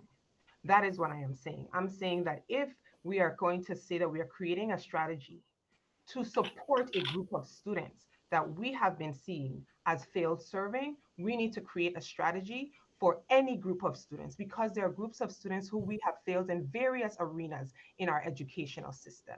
So I am not saying I am not willing. I am saying is if the school committee is asking me to do that, I am going to create one that is for any marginal, any group that this district has been seeing as to not serve. We can work to create a strategy around that. And so for me, that is why I keep saying a specific group, because in your statements, you're referring to the email received today, or you are referring to that one specific group. But I am saying from my standpoint, if we truly want to address the inequities and disparities of what this district has done in various arenas, or it has been accused of in various arenas, then we need a strategy addressing all of those groups and then specific action steps to make sure those action steps may not be here. We're going to have strategies and milestones, but then we're going to work to have specific action steps. I am saying if there is specific language that the school committee feels that they need to see written out clearly for your approval in this democratic process, please tell me what that is so that we can work that when we walk away from here and we are working to bring back a final edit, a document for edit, we have clearly addressed what is causing you pause. Yes, that is what I would like to see. It sounded like you gave three different proposals there, but one of them, if you blend them all together into one, that's what I'm looking for. Actual, like, with reference to specific groups, with reference to specific historical incidents and data, with not that it has to be data rich, but that it has to recognize the history of this district and these towns, all the groups that we can muster in terms of recognition would be very powerful. Okay, thank you. I think we need to move on. Deb? Hi, Dr. Z. Thank you for including the academic part because that's the part I asked for, and you did exactly that. And it's obvious to a concrete person like me. I have to admit that I get lost in these kinds of documents because there's just a whole lot of words. And so I tend to focus on the budgeting. And that is a part that's concerning to me, given what we expect to be seeing in the upcoming budgeting cycle, and it's not even clear to me that it's going to ever get better. I mean, with these bumps for the health insurance, I'm not sure we're ever going to be clear of these $1 million cuts. So as near and dear to your heart and my heart is preschool early education, because as far as I know, that is the basis of erasing achievement gaps, is preschool early education for all students in all groups, but in particular in groups that struggle. It's really hard for me to say this, but I'm going to have to. I don't think the Amherst School District can make that kind of financial commitment to early education, given what we're looking at for cuts through K through 6. I I I see that in the strategic budgeting, and I would love to support it, but I don't think our town can. I don't think our state has, and I just feel like it's going to stretch our dollar thin, and we're going to wind up committing to things that we just don't have the resources for. And that's what I asked the last time you brought this forward, in particular with relation to early childhood, is what resources we would have to commit to make that go through. It's hard for me. I mean, this discussion has gotten to the point where we have the region and we have Amherst, and I'm not really sure how it fits into it, but there's really competing interests here. And I wonder if we're going to come, if it makes sense to look at this from K through 12 or pre-K through 12. I understand the necessity of integrating the parts together, but I also just don't see how in these two different roles I'm expected to play, how to do that. I am a school committee member and regional school committee member. And I guess the last thing I'd like to say is about process, because I feel like there's a lot of strong opinions here, and I think that creates a great document in the end, or a great product in the end. It also, the last time we got into a very tense back and forth interaction between individuals was June of this year, and I don't want to go back there. I feel like that we've just gotten to the point, that I've just gotten to the point where I feel like we're moving forward in terms of focus and working together. And I just really would like to urge us to all think about how we want to engage about this. And is this the conversation we want to continue for this evening? Thank you. Can I respond, Service? Of course. Yes. Thank you, Deb. So Deb, the first thing that came to mind in response to what you're saying, and I think Sarah Best touched on it, and I want to expand on it. And it's a plan, right? So as we walk through and we plan out our action steps, or even as we finish the first year and we see like we're benchmarking or we're determining what we were able to achieve and not achieve. One of the key things is that's why it's called a living document, because some things may have not been able to be achieved, whether it's fiscal, whether it's programmatic, whether we thought we could, but we really didn't have all of the resource allocations and we may have to shift a milestone from the first year to the second year or the third. Or we may have to remove a milestone and say this is just probably not achievable in this plan, or the way that we may have to be, or the way that we thought we would do it. And so that's the importance of making sure that we always refer to this as a living document, and having those benchmark and those check-ins to say, where are we? What have we done? Why couldn't we do it? Are we achieving this? Maybe this doesn't look this way because the region is changing shape. Like the Amherst School District is changing shape. The Pelham School District may change shape. And as those things happen, this has to change shape. And so that's why it has to be a living, breathing document that we continue to refer back to and go back to as an administrative team, as school committees. Like, hey, check in. Where are we on this? How did we achieve this? What are we doing? And always having those conversations as well as those update and clear communication points. So I want to say that in terms of when we talk about early childhood moving forward, what we're able to do and process, I think I know that it may feel tense, but to me, I'm really good. Like I feel like the conversations may exude passion, and I'm passionate about the fact that we can have something firm and concrete that everyone can put their hands on. We could use this as a unifying, like everybody gave input. I intentionally was not in the room for every process because I didn't want this to be a Dr. Z plan, right? Like that's, so I'm exuding passion because of my passion for education and for what our children deserve. So that's what you're feeling. I just want you to know I'm good. Okay. I'm great with the discourse. Thank you for that. Thank you, Dr. Z. William. Yeah, I want to start by acknowledging how much work has gone into the strategic plan and how many people have contributed their time and ideas. When we last reviewed this, I believe we received this in mid-October through a biweekly superintendent update. We had a joint meeting in beginning of November on this the last time. And then I didn't see it again until I woke up this morning about 4 a.m., 5 a.m. I don't know when this was posted. I did not see the strategic plan posted yesterday. I was busy last night. Maybe it was posted last night. I don't know. But it is really difficult for me to be able to receive a 48-page document the day of a meeting or the night before and really be able to like have thoughtful conversations about it. That being said, when we reviewed it in November, and I spent time earlier today watching the videos of that meeting, I specifically raised concerns about the way diversity was defined and how LGBTQIA plus students and families were not reflected anywhere in the language. I shared that as a gay parent, when I read cultural diversity, it doesn't include families like mine. I said then, and I'll repeat it now, that diversity must explicitly include sexual orientation, gender identity, and gender expression.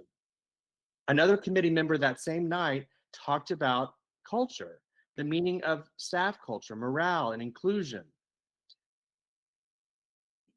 I don't see that worked in this. There's not explicit goals, there's not milestones, there's not strategies related to inclusion, related to belonging, or equality for all. I see some, but like the whole belonging thing, which does not just include the queers, it includes everyone. I don't see that in this strategic plan. Our comments were not vague the last time. They were very clear. They're documented. I watched the videos again. I made it very clear that I had hoped that diversity would be expanded, that it wasn't just cultural and linguistic, and how those words left out my community. And so I don't know how much more specific I can be about that, but I thought I was pretty clear with that the last time we went over this. The continued absence of LGBTQIA visibility is not just symbolic, it has consequences. It leaves queer and trans students invisible in our goals for safety and belonging. It leaves queer-headed families unacknowledged in our family and community partnerships. It leaves staff and students who identify within this community unseen in the district's guiding vision.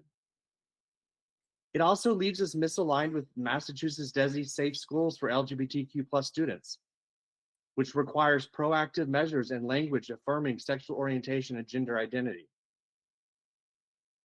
I want to emphasize this isn't about questioning intent or effort, it's about readiness and accountability. The document before us is not yet complete. It doesn't include the inclusive language that was requested.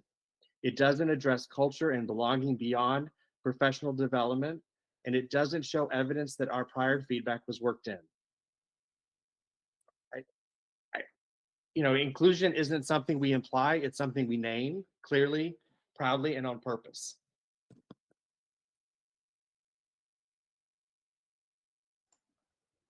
Thank you, William. I'm going to say your response is noted. I'm also going to say that that goes to, I'm going to say your response is noted, and I will take your feedback into consideration. Thank you, Dr. Z. Bridget? Whoa, to follow William. That was beautiful, at least said William. And yeah, and I support that. I have very mundane point to make, which is I feel like that we've been doing a lot of these joint meetings. And when we do, I think it starts to get annoying because we're talking about some issues that are very pertinent to the high school, some that are very pertinent to Amherst specifically. And in this document, there's things that would be very specifically making a commitment for the elementary schools that that I'm not ready to make a commitment about, whether it's some of those huge budgetary commitments for the preschool, as much as I absolutely support and would love it. You know, I count almost $600,000 there, and a lot of use of space and probably revamp. And there's certain laws about how preschool classroom spaces have to be and what needs to be in them, et cetera, et cetera. So the the the investment itself, I think that needs to be one discussion with Amherst Elementary. Obviously it's our job to approve any new literacy curriculum. So that's something else we need to see separate. So I'm a huge fan of a lot of the work that's been done here. I agree with Tim and William and 3 or 4 of Anna, and I think we have a majority here agreeing that that stuff needs to be in there, especially at our regional level. Like, those issues are so pertinent and right at the fore, but at the elementary level, there need to be other discussions if we're going to work in those milestones. And it's just a process, and the democratic process is slow. But like last time we did a new literacy committee, there were elementary school parents meeting with the principals and with the other, like it's not like we could just put it in there. So anyway, mostly overall, I'm really thrilled and happy with it, but I wouldn't vote for it right now how it is. Thank you. Is noted. Thanks, Bridget. So I have Anna, Jennifer, and then Jenny, and then I think we need to, oh, and Sarah, sorry. And then I think we need to move on from this topic. Anna? So I just want to say quickly, I did look at 5.4, and you have included a lot of some of the things that we requested. I think, like William said, this is a really long document and it's hard to read every little detail. And the problem with strategy 5.4 isn't strategy 5.4. It's that it doesn't really, in no part of goal 5, is there anything that indicates that strategy 5.4 would appear. And so I think it would help me if within at the top of the section in goal 5, there is something in goal 5 that references culture, sort of environment and culture and school friendly inclusiveness, because the whole point of goal 5 is much more like, I don't know, communication and other things, and nothing in the sort of like the portions of goal 5 suggests that you're expecting to see strategy 5.4 at the end. And so when you look at the goal 5, you don't jump down to the bottom of the document and say, okay, this is where I'm going to find the portion that describes this part of goal 5 where it talks about inclusiveness and establishing a better culture within the school environment. And so just making it more front and center would be helpful for me. So Anna, goal 5 says all students receive their K-12 education from an efficient, collaborative, transparent, and professional school system that is accountable to its vision and mission, right?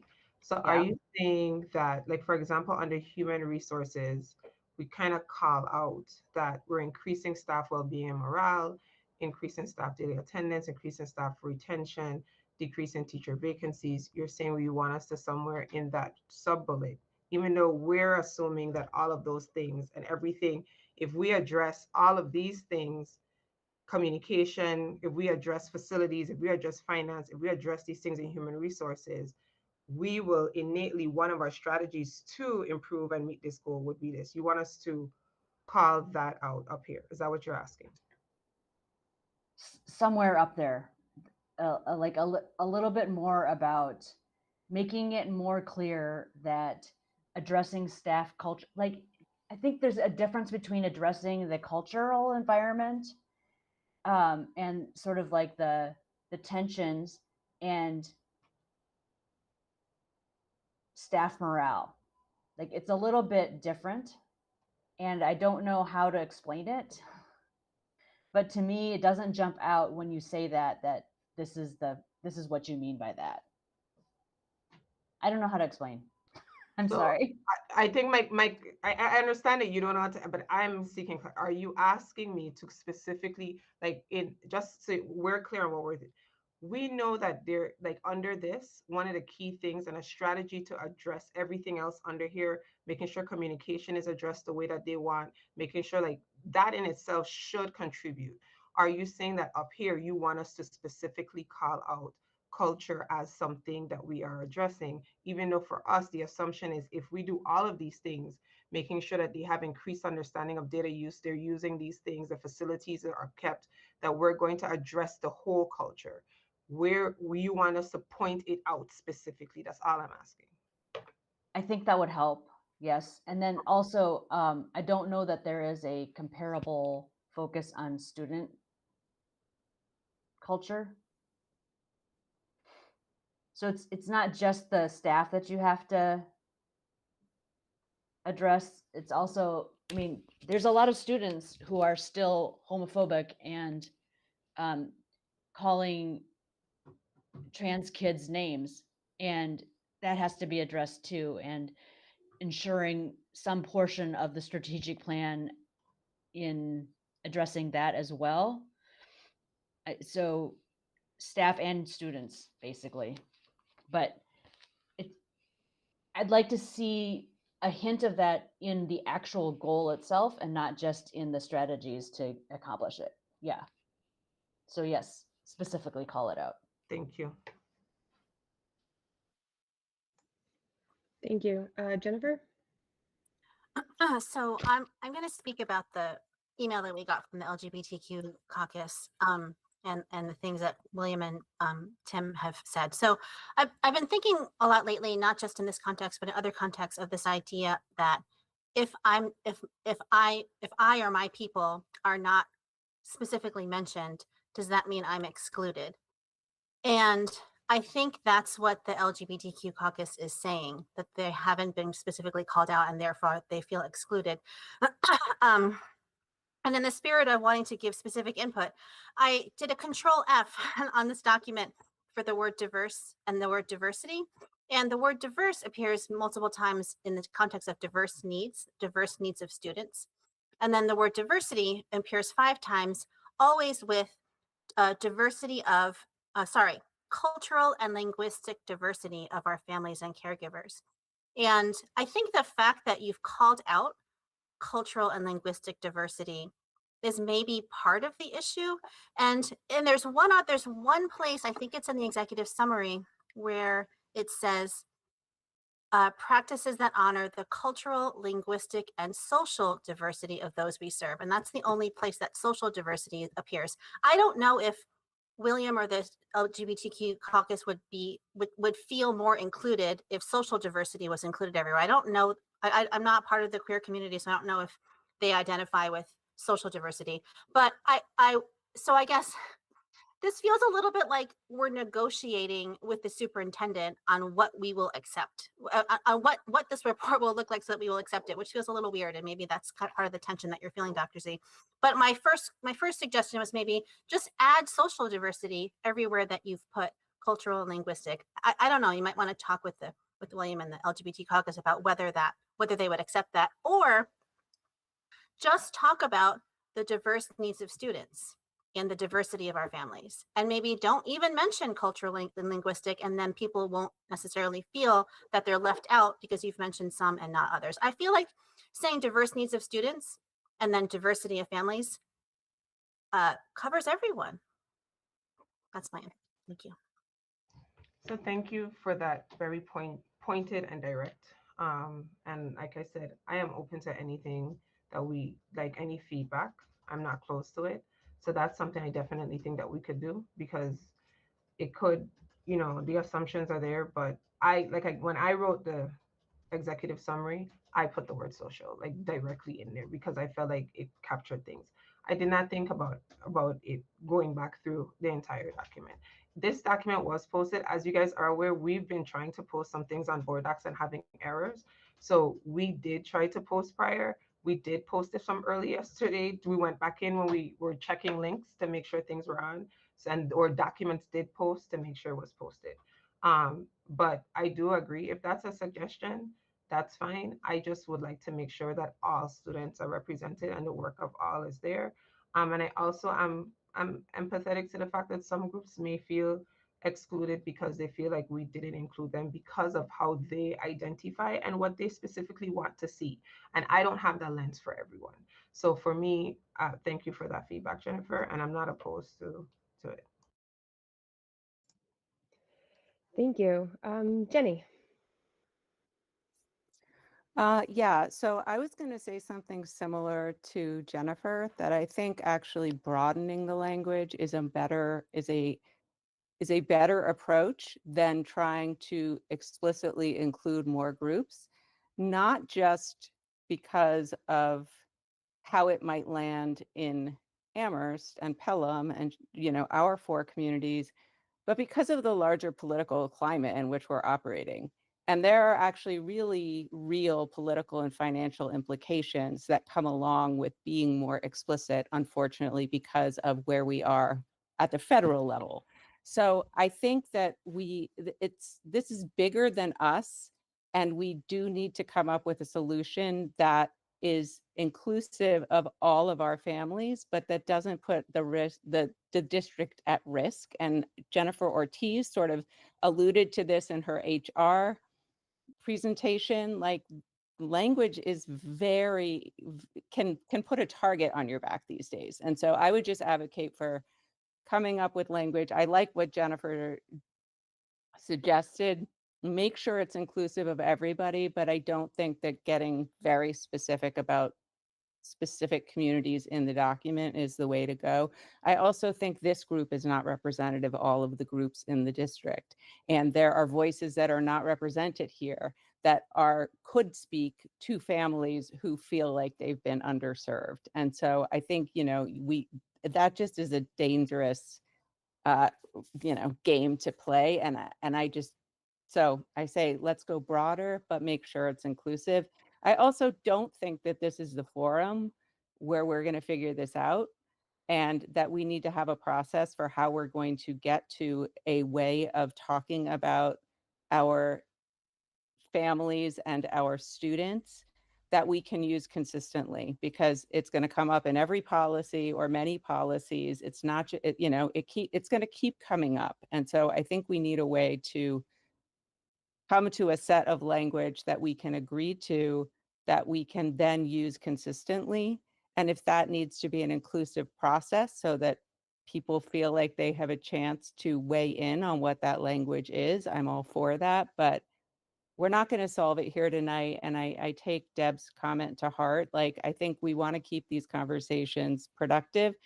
The other thing and positive, the last thing I wanted to say is that it feels like part of what keeps coming up is there seems to be a lack of clarity around what this particular document is committing us to as a district, and what is actually getting decided in this document versus recommended in this document, and where decisions that do impact specific subgroups do get made. And I think if we could get clearer as a committee around like, here's where this document fits in the grand scheme of things. This is not committing us to spending money. This is not committing us to implementing specific programs. But those decisions get made in this document or this process. Like just having that spelled out more clearly, I think would be really helpful so that we do understand what we're approving and signing off on and what the implications of that are. I mean, that's our responsibility as public servants, but also that we understand what this document is not intended to do and where there are opportunities for other decisions to be made. Thank you, Jenny. So two things. I think that the broader language is like I said, is a great suggestion. That's why I kept kind of reiterating, like for me, it's about all in the document. I also want to say maybe we could create a cover sheet that's a guiding principles that outlines, because what we're really committing to are the goals. Like the milestones and different things are markers that we're looking at. Like milestones, if you think about on a stretch, there are mile markers on the stretch saying, hey, we're probably gonna do this. We're probably, and every couple of years, mile markers change, interstates change, signs change. And so I think maybe you're right, creating a guiding principles or a guiding document as to how this will be used and what will be done may be helpful. So I think that's something we could work on as a team. Thank you. Sarah. A few things. Jenny said in part what I am going to say is that I view this document as aspirational. It's not law. It's not our marching orders. This is what we would like to achieve. And I don't think that it takes away any agency or authority from the committees over budget decisions, over curriculum, over goals for the superintendent. I mean, it's like we want to go in this direction and achieve these things as opposed to that direction doing those other things. So, so there's that. I don't, maybe we can't afford to expand the preschool next year, but maybe we could do it, we could figure out some other way to try to improve early childhood education. The document registers that as a concern and something we want to address. How we do it might be quite different. So I'm not very worried about like that if we approve this document, our budget is then derailed. No, we still have control over the budget. And so there's that.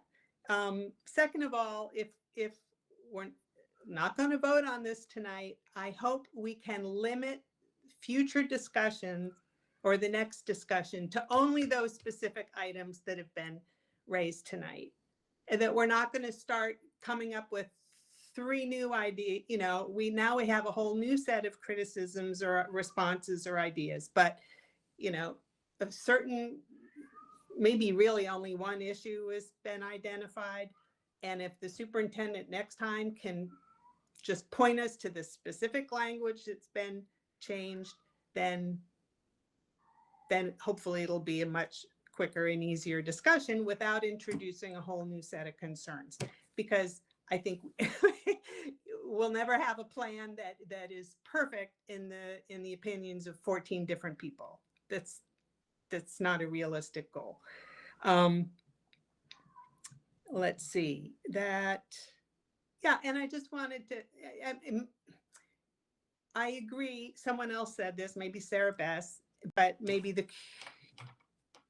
this point could be added to this one-pager guiding principles, that this is only one of our foundational documents. It doesn't replace doesn't negate any of our policies around inclusion and safety of students. It doesn't do away with our bullying prevention plan or efforts or anything else. All of that is still just as much it represents our commitment as much as this does. Isn't erasing anything else we've already committed to. So that's enough for me. Thank you, Sarah. So we were going to cut it off after Sarah, but I do see William and Deb's hand. Do you have like a super fast one sentence comment? Because I we do. do need to move on. Okay. I was just going to say, I really think it's about student belonging and family belonging. And as I brought up at the last time we talked about this, cultural diversity and linguistic diversity struck a chord with me. And I asked for that to be worked on, and it hasn't. And I think Jennifer Shao talked about that, and I'm not saying you have to have LGBTQIA plus. It's about belonging, right? We need to have a strategic goal for every kid in our building to feel like they belong. And we need to have a goal for our staff to feel they belong and for our families. That incorporates everyone and any identity that they have. It's really about belonging, and I'll be quiet. Thank you. Thank you. Oh, wrong button. Okay. So even though it says vote, I am not hearing anybody sound like they're ready to vote. Sarah, Bess, you forgot that Deb was supposed to. Oh, yep, her hand went down. So No, it did, and I would like to point out that we're going on 4 hours for this meeting. And, that it's been over 2.5 hours. So if we're going to continue, we need to vote to extend it. okay. I would like us to be able to look at the district calendar for a first read. So I will move for the region to extend for 30 minutes. Second, Second. Jennifer. Tim, Yes. Deb, No,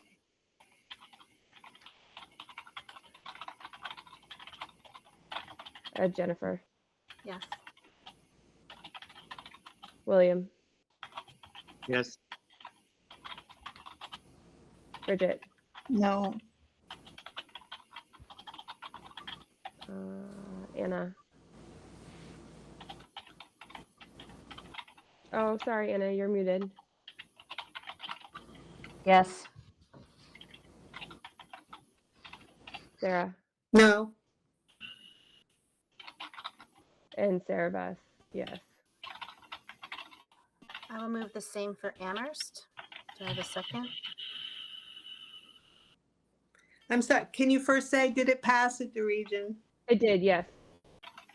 All right. 5 yes, 3 no, and no abstentions and 1 absent. I move the same for Amherst. Is there a second? It's okay if there's not. Or you could second and then we could vote it down. I'm going to second if I'm going to be here. Thank you, Sarah. Jennifer's a yes. Sarah? I'll be a yes.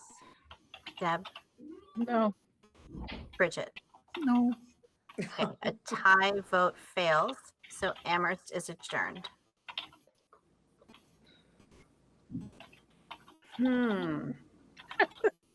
Well, I make a motion to pass the same thing for Pelham. Second, All right. Sarah Bass, yes. William, Yes. Jenny, Yes.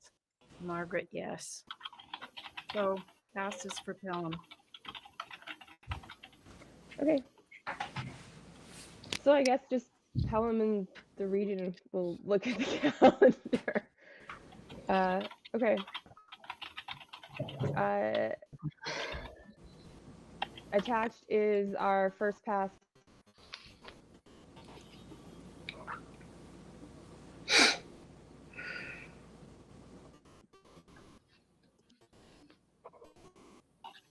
I can't hear you, Sarah Bess. I don't know if someone needs to mute so we can hear you.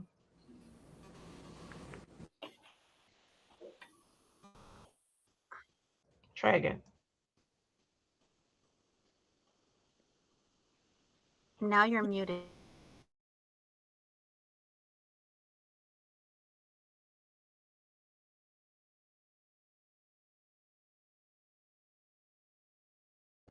So I'm going to take over since this is the calendar and I'm going real quick. And so first of all, because it's probably going to be my presentation, so I just want to knock it out. A calendar committee was created this year. Again, it consisted of union representation, administrators, both central office and school-based. You'll see some changes this year. On the calendar, what you see is the start date. In August, you'll see some grade out days. Those days are grayed out because of, and you see a shift in our reporting days. Let me explain what's happening. With the restructuring of the Amherst School District and the relocation of the sixth grade, we had to take into account the opening of a new school. So we have grayed out some days so that it's notification of possible moving and unpacking days that we would have to identify for staff. The first day of school would be August 26th. Just so you're aware, this draft calendar was shared with APEA. They were asked to send back some recommendations on it. They haven't sent it back to us yet, but they do have it so that we can go ahead and get those recommendations in place. In the creation of the calendar, some new things that you'll see is one of the recommendations that came forth, oddly enough, in the first calendar committee meeting was the creation of a fall break and the opportunity to break up the first quarter. What we did was we looked at the calendar and we said we couldn't really do a 4-day fall break like they did in some instances, but we were able to put in 1 day in October as well as the month of March, which if you're in the education system, the month of March is a very long month. And so we put in a recess day in March on the 12th. You'll notice that in this calendar, there are two days that return in January on the 6th, as well as March 26th. So in our contracts, there are actually contracts that identify these two dates as dates off.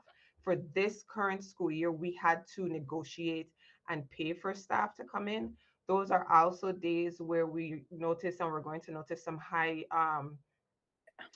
staff absenteeism. And so we built those days back into the calendar. The calendar committee felt that we should just build those days back in due to budgetary reasons. One, with the fact that we know this upcoming year will have tight budgets. So we know we're going to have to look at our substitute costs, but also the fact that we cannot pay those two bargaining units to bring them in on those 2 days. So that is January 6th and March 26th. We went back in and we balanced our caregiver days from our workshop days. You'll notice that we called out in the dates to remember whether it's a Pelham, and we apologize, Pelham, we put pre-K. We know Pelham is kindergarten, but we'll fix that edit. But you'll notice that we called out specifically like pre-K to 5, and then we put Pelham K6. We're supposed to K6, but it's pre-K6. If there's an early release day for the 6th grade academy, middle school and high school, it's called out specifically by location. So there's more details in that. And so this is our first draft of the calendar. We're open to feedback. That's my quickest spiel for everyone. Thank you. I think I got it fixed. Yes? Excellent. Okay. Sarah Marshall, is your hand up from before? It's okay. Jennifer. Okay, I have 2 questions. The first is the first and last possible, earliest and latest possible last day of school indicated on here? I don't see it. Yes, June 16th. June Sorry. 16th is the first or last possible earliest or latest? That's the earliest. Sorry. Earliest. Okay. Yeah, that's the earliest is June 16th right now. We're sorry. We didn't indicate the first and last. So that's the edit we'll go back and put in for the next one. Okay, thank you. The calendar looks very similar to the current school year, except that the new teacher orientation looks really early. August 17th and 18th, Monday and Tuesday, whereas there's a lot more days between the new teacher orientation and then the all teacher curriculum day than there were last year. Yes. So one of the key things we wanted to take into consideration is that we would have new teachers who are in the elementary level that would be affected by the move. And so we wanted to build in days for them to have their orientation and still take part in the unpacking and walkthrough of the new building. So those are the grade out days that I refer to, the 19th, 20th, and 21st, where we are actually working to set that up. You're expecting a lot of staff new to the district due to the new building? We're not that we're expecting a lot of staff new to the district, due to the new building. We're putting provisions in if case we have any new staff that are new to the new building. So we know that we're going to experience some resignations. We've experienced some retirements that we would have to replace. And so in that conversation, we wanted to make sure that we provided an adequate timeline where those individuals were able to come in, set up their classrooms with their colleagues, and take part in all the other things. Okay, thank you. Thank you. Deb? We had to revote, excuse me, we had to revote last year because there was an omission of some sort. Can you remind me what that was? Election day, but it's in there. November 3rd is identified as a staff work day this year, and so it is already identified. We took note. Yeah, I figured you did, but thank you. Thank you. Anna? Oh, you're muted. So to follow up on just a quick follow up on election day, it seems like it would be more important for staff to have the day off than for kids to have the day off. And then secondly, could you re-explain the couple of days that are being taken off for budgetary reasons? And sure. Is it what I'm trying to understand is if it has to happen in that month or that week, or if it's just an extra day that they need to have off at some point during the year. Okay, so let me explain. Yeah. Election day, we actually have, and we had this discussion because the union was at the table. Election day, even this year and previous years, have all been staff work days. Staff has actually given time before and after work to go and vote. So it actually works that way, and it we use that as a professional development day and as a part of one of their 184 working days. So that's there. In terms of January 6th and March 26th, though for two of our specific contracts, those dates are specifically named by the actual name of the holiday and called out. So if it fell on January, whatever, like if it fell on March 28th or 29th, we would have, which is Good Friday and Three Kings Day. Those are specifically called out in two of our contracts as dates that those employees are supposed to be given off. And then because of, on the other side, some of those have religious impact, and a lot of our past historically, we're waiting to see what the impact would be this year with some of our stipulations that have been put in. But specifically in the upcoming year, as we start to consider our budgetary limitations to pay those two specific CBAs employees, we just gave them the days and we just put it in because it's also going to have a substitute impact to us as well. Thank you. Jenny? Oh, you're muted. Sorry. I just wanted to quickly revisit these gray days in August. And I understand that you said that they're about like elementary teachers moving buildings, but as a former high school teacher, I would be kind of annoyed if I had to come back on the 17th and 18th. No, and you're not. Oh, okay. Okay. So let me walk through the August. New educators to the district always come in prior to the start of the school year. Usually, historically, they would come in. So our teachers report 2 days before the start of the school year. That's the 24th and 25th. That's the all teacher plan and prep day and all staff workshop day. Para educators come back on the 25th. What we did this year, instead of having the new teachers start, and because we know that there's a series of moves that would happen with 6th grade teachers, K-5 teachers, possibly middle school teachers, like there's moves that are happening, we moved the new teacher orientation earlier up in the week to allow them to have the opportunity to take part in the same unpacking, moving, and setup. So those are those 3 grade out days in 19th, 20th, and 21st. But all other teachers that are not affected come at their contractual 2 days before, which is the 24th. Okay, thank you for clarifying. You're welcome. Great. Oh no. Okay. So this is our first read, so there's no voting to be had tonight. If there are any other further questions, looks like no. Great. We have no minutes, we have no warrants, we have no gifts. Future agenda. I have the three chairs and Dr. Z have worked to look at January 27th as a next joint meeting. Dr. Z? I was waiting till you asked if anyone had anything to put on a future agenda, which I would like to add that I did share with the joint committees the audit findings from the bullying prevention. So I would like to have the opportunity to formally present that to all three committees. So we can add that, please. Okay.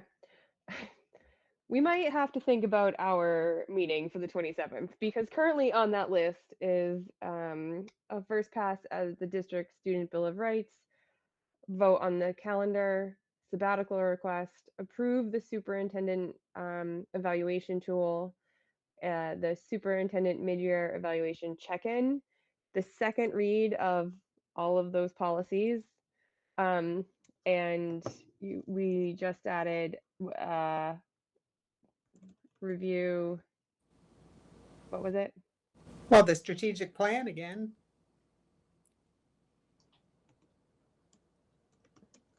And the findings Calendar. that were just shared. What did you say, Jenny? The findings, the bullying The prevention. bullying prevention audit findings. Okay. Okay. So that is what is currently listed. If there are other agenda requests, please feel free to reach out to your chair. Okay. I move to adjourn the meeting. Yes, Anna. Second, Love it. Jennifer. I'm afraid this time. Tim. Move to adjourn the Pelham meeting. What? Yes. Oh, we got to vote. Oh, okay. Deb. Yes. Jennifer. Yes. William. Yes. Bridget. Yes. Anna. Yes. Sarah. Yes. And Sarah Beth. The region is adjourned. Move to adjourn Pelham. Second. Sarah Bass, Yes. William, Yes. Jenny, Yes. Margaret, yes. We are adjourned. Thank you all. Good night.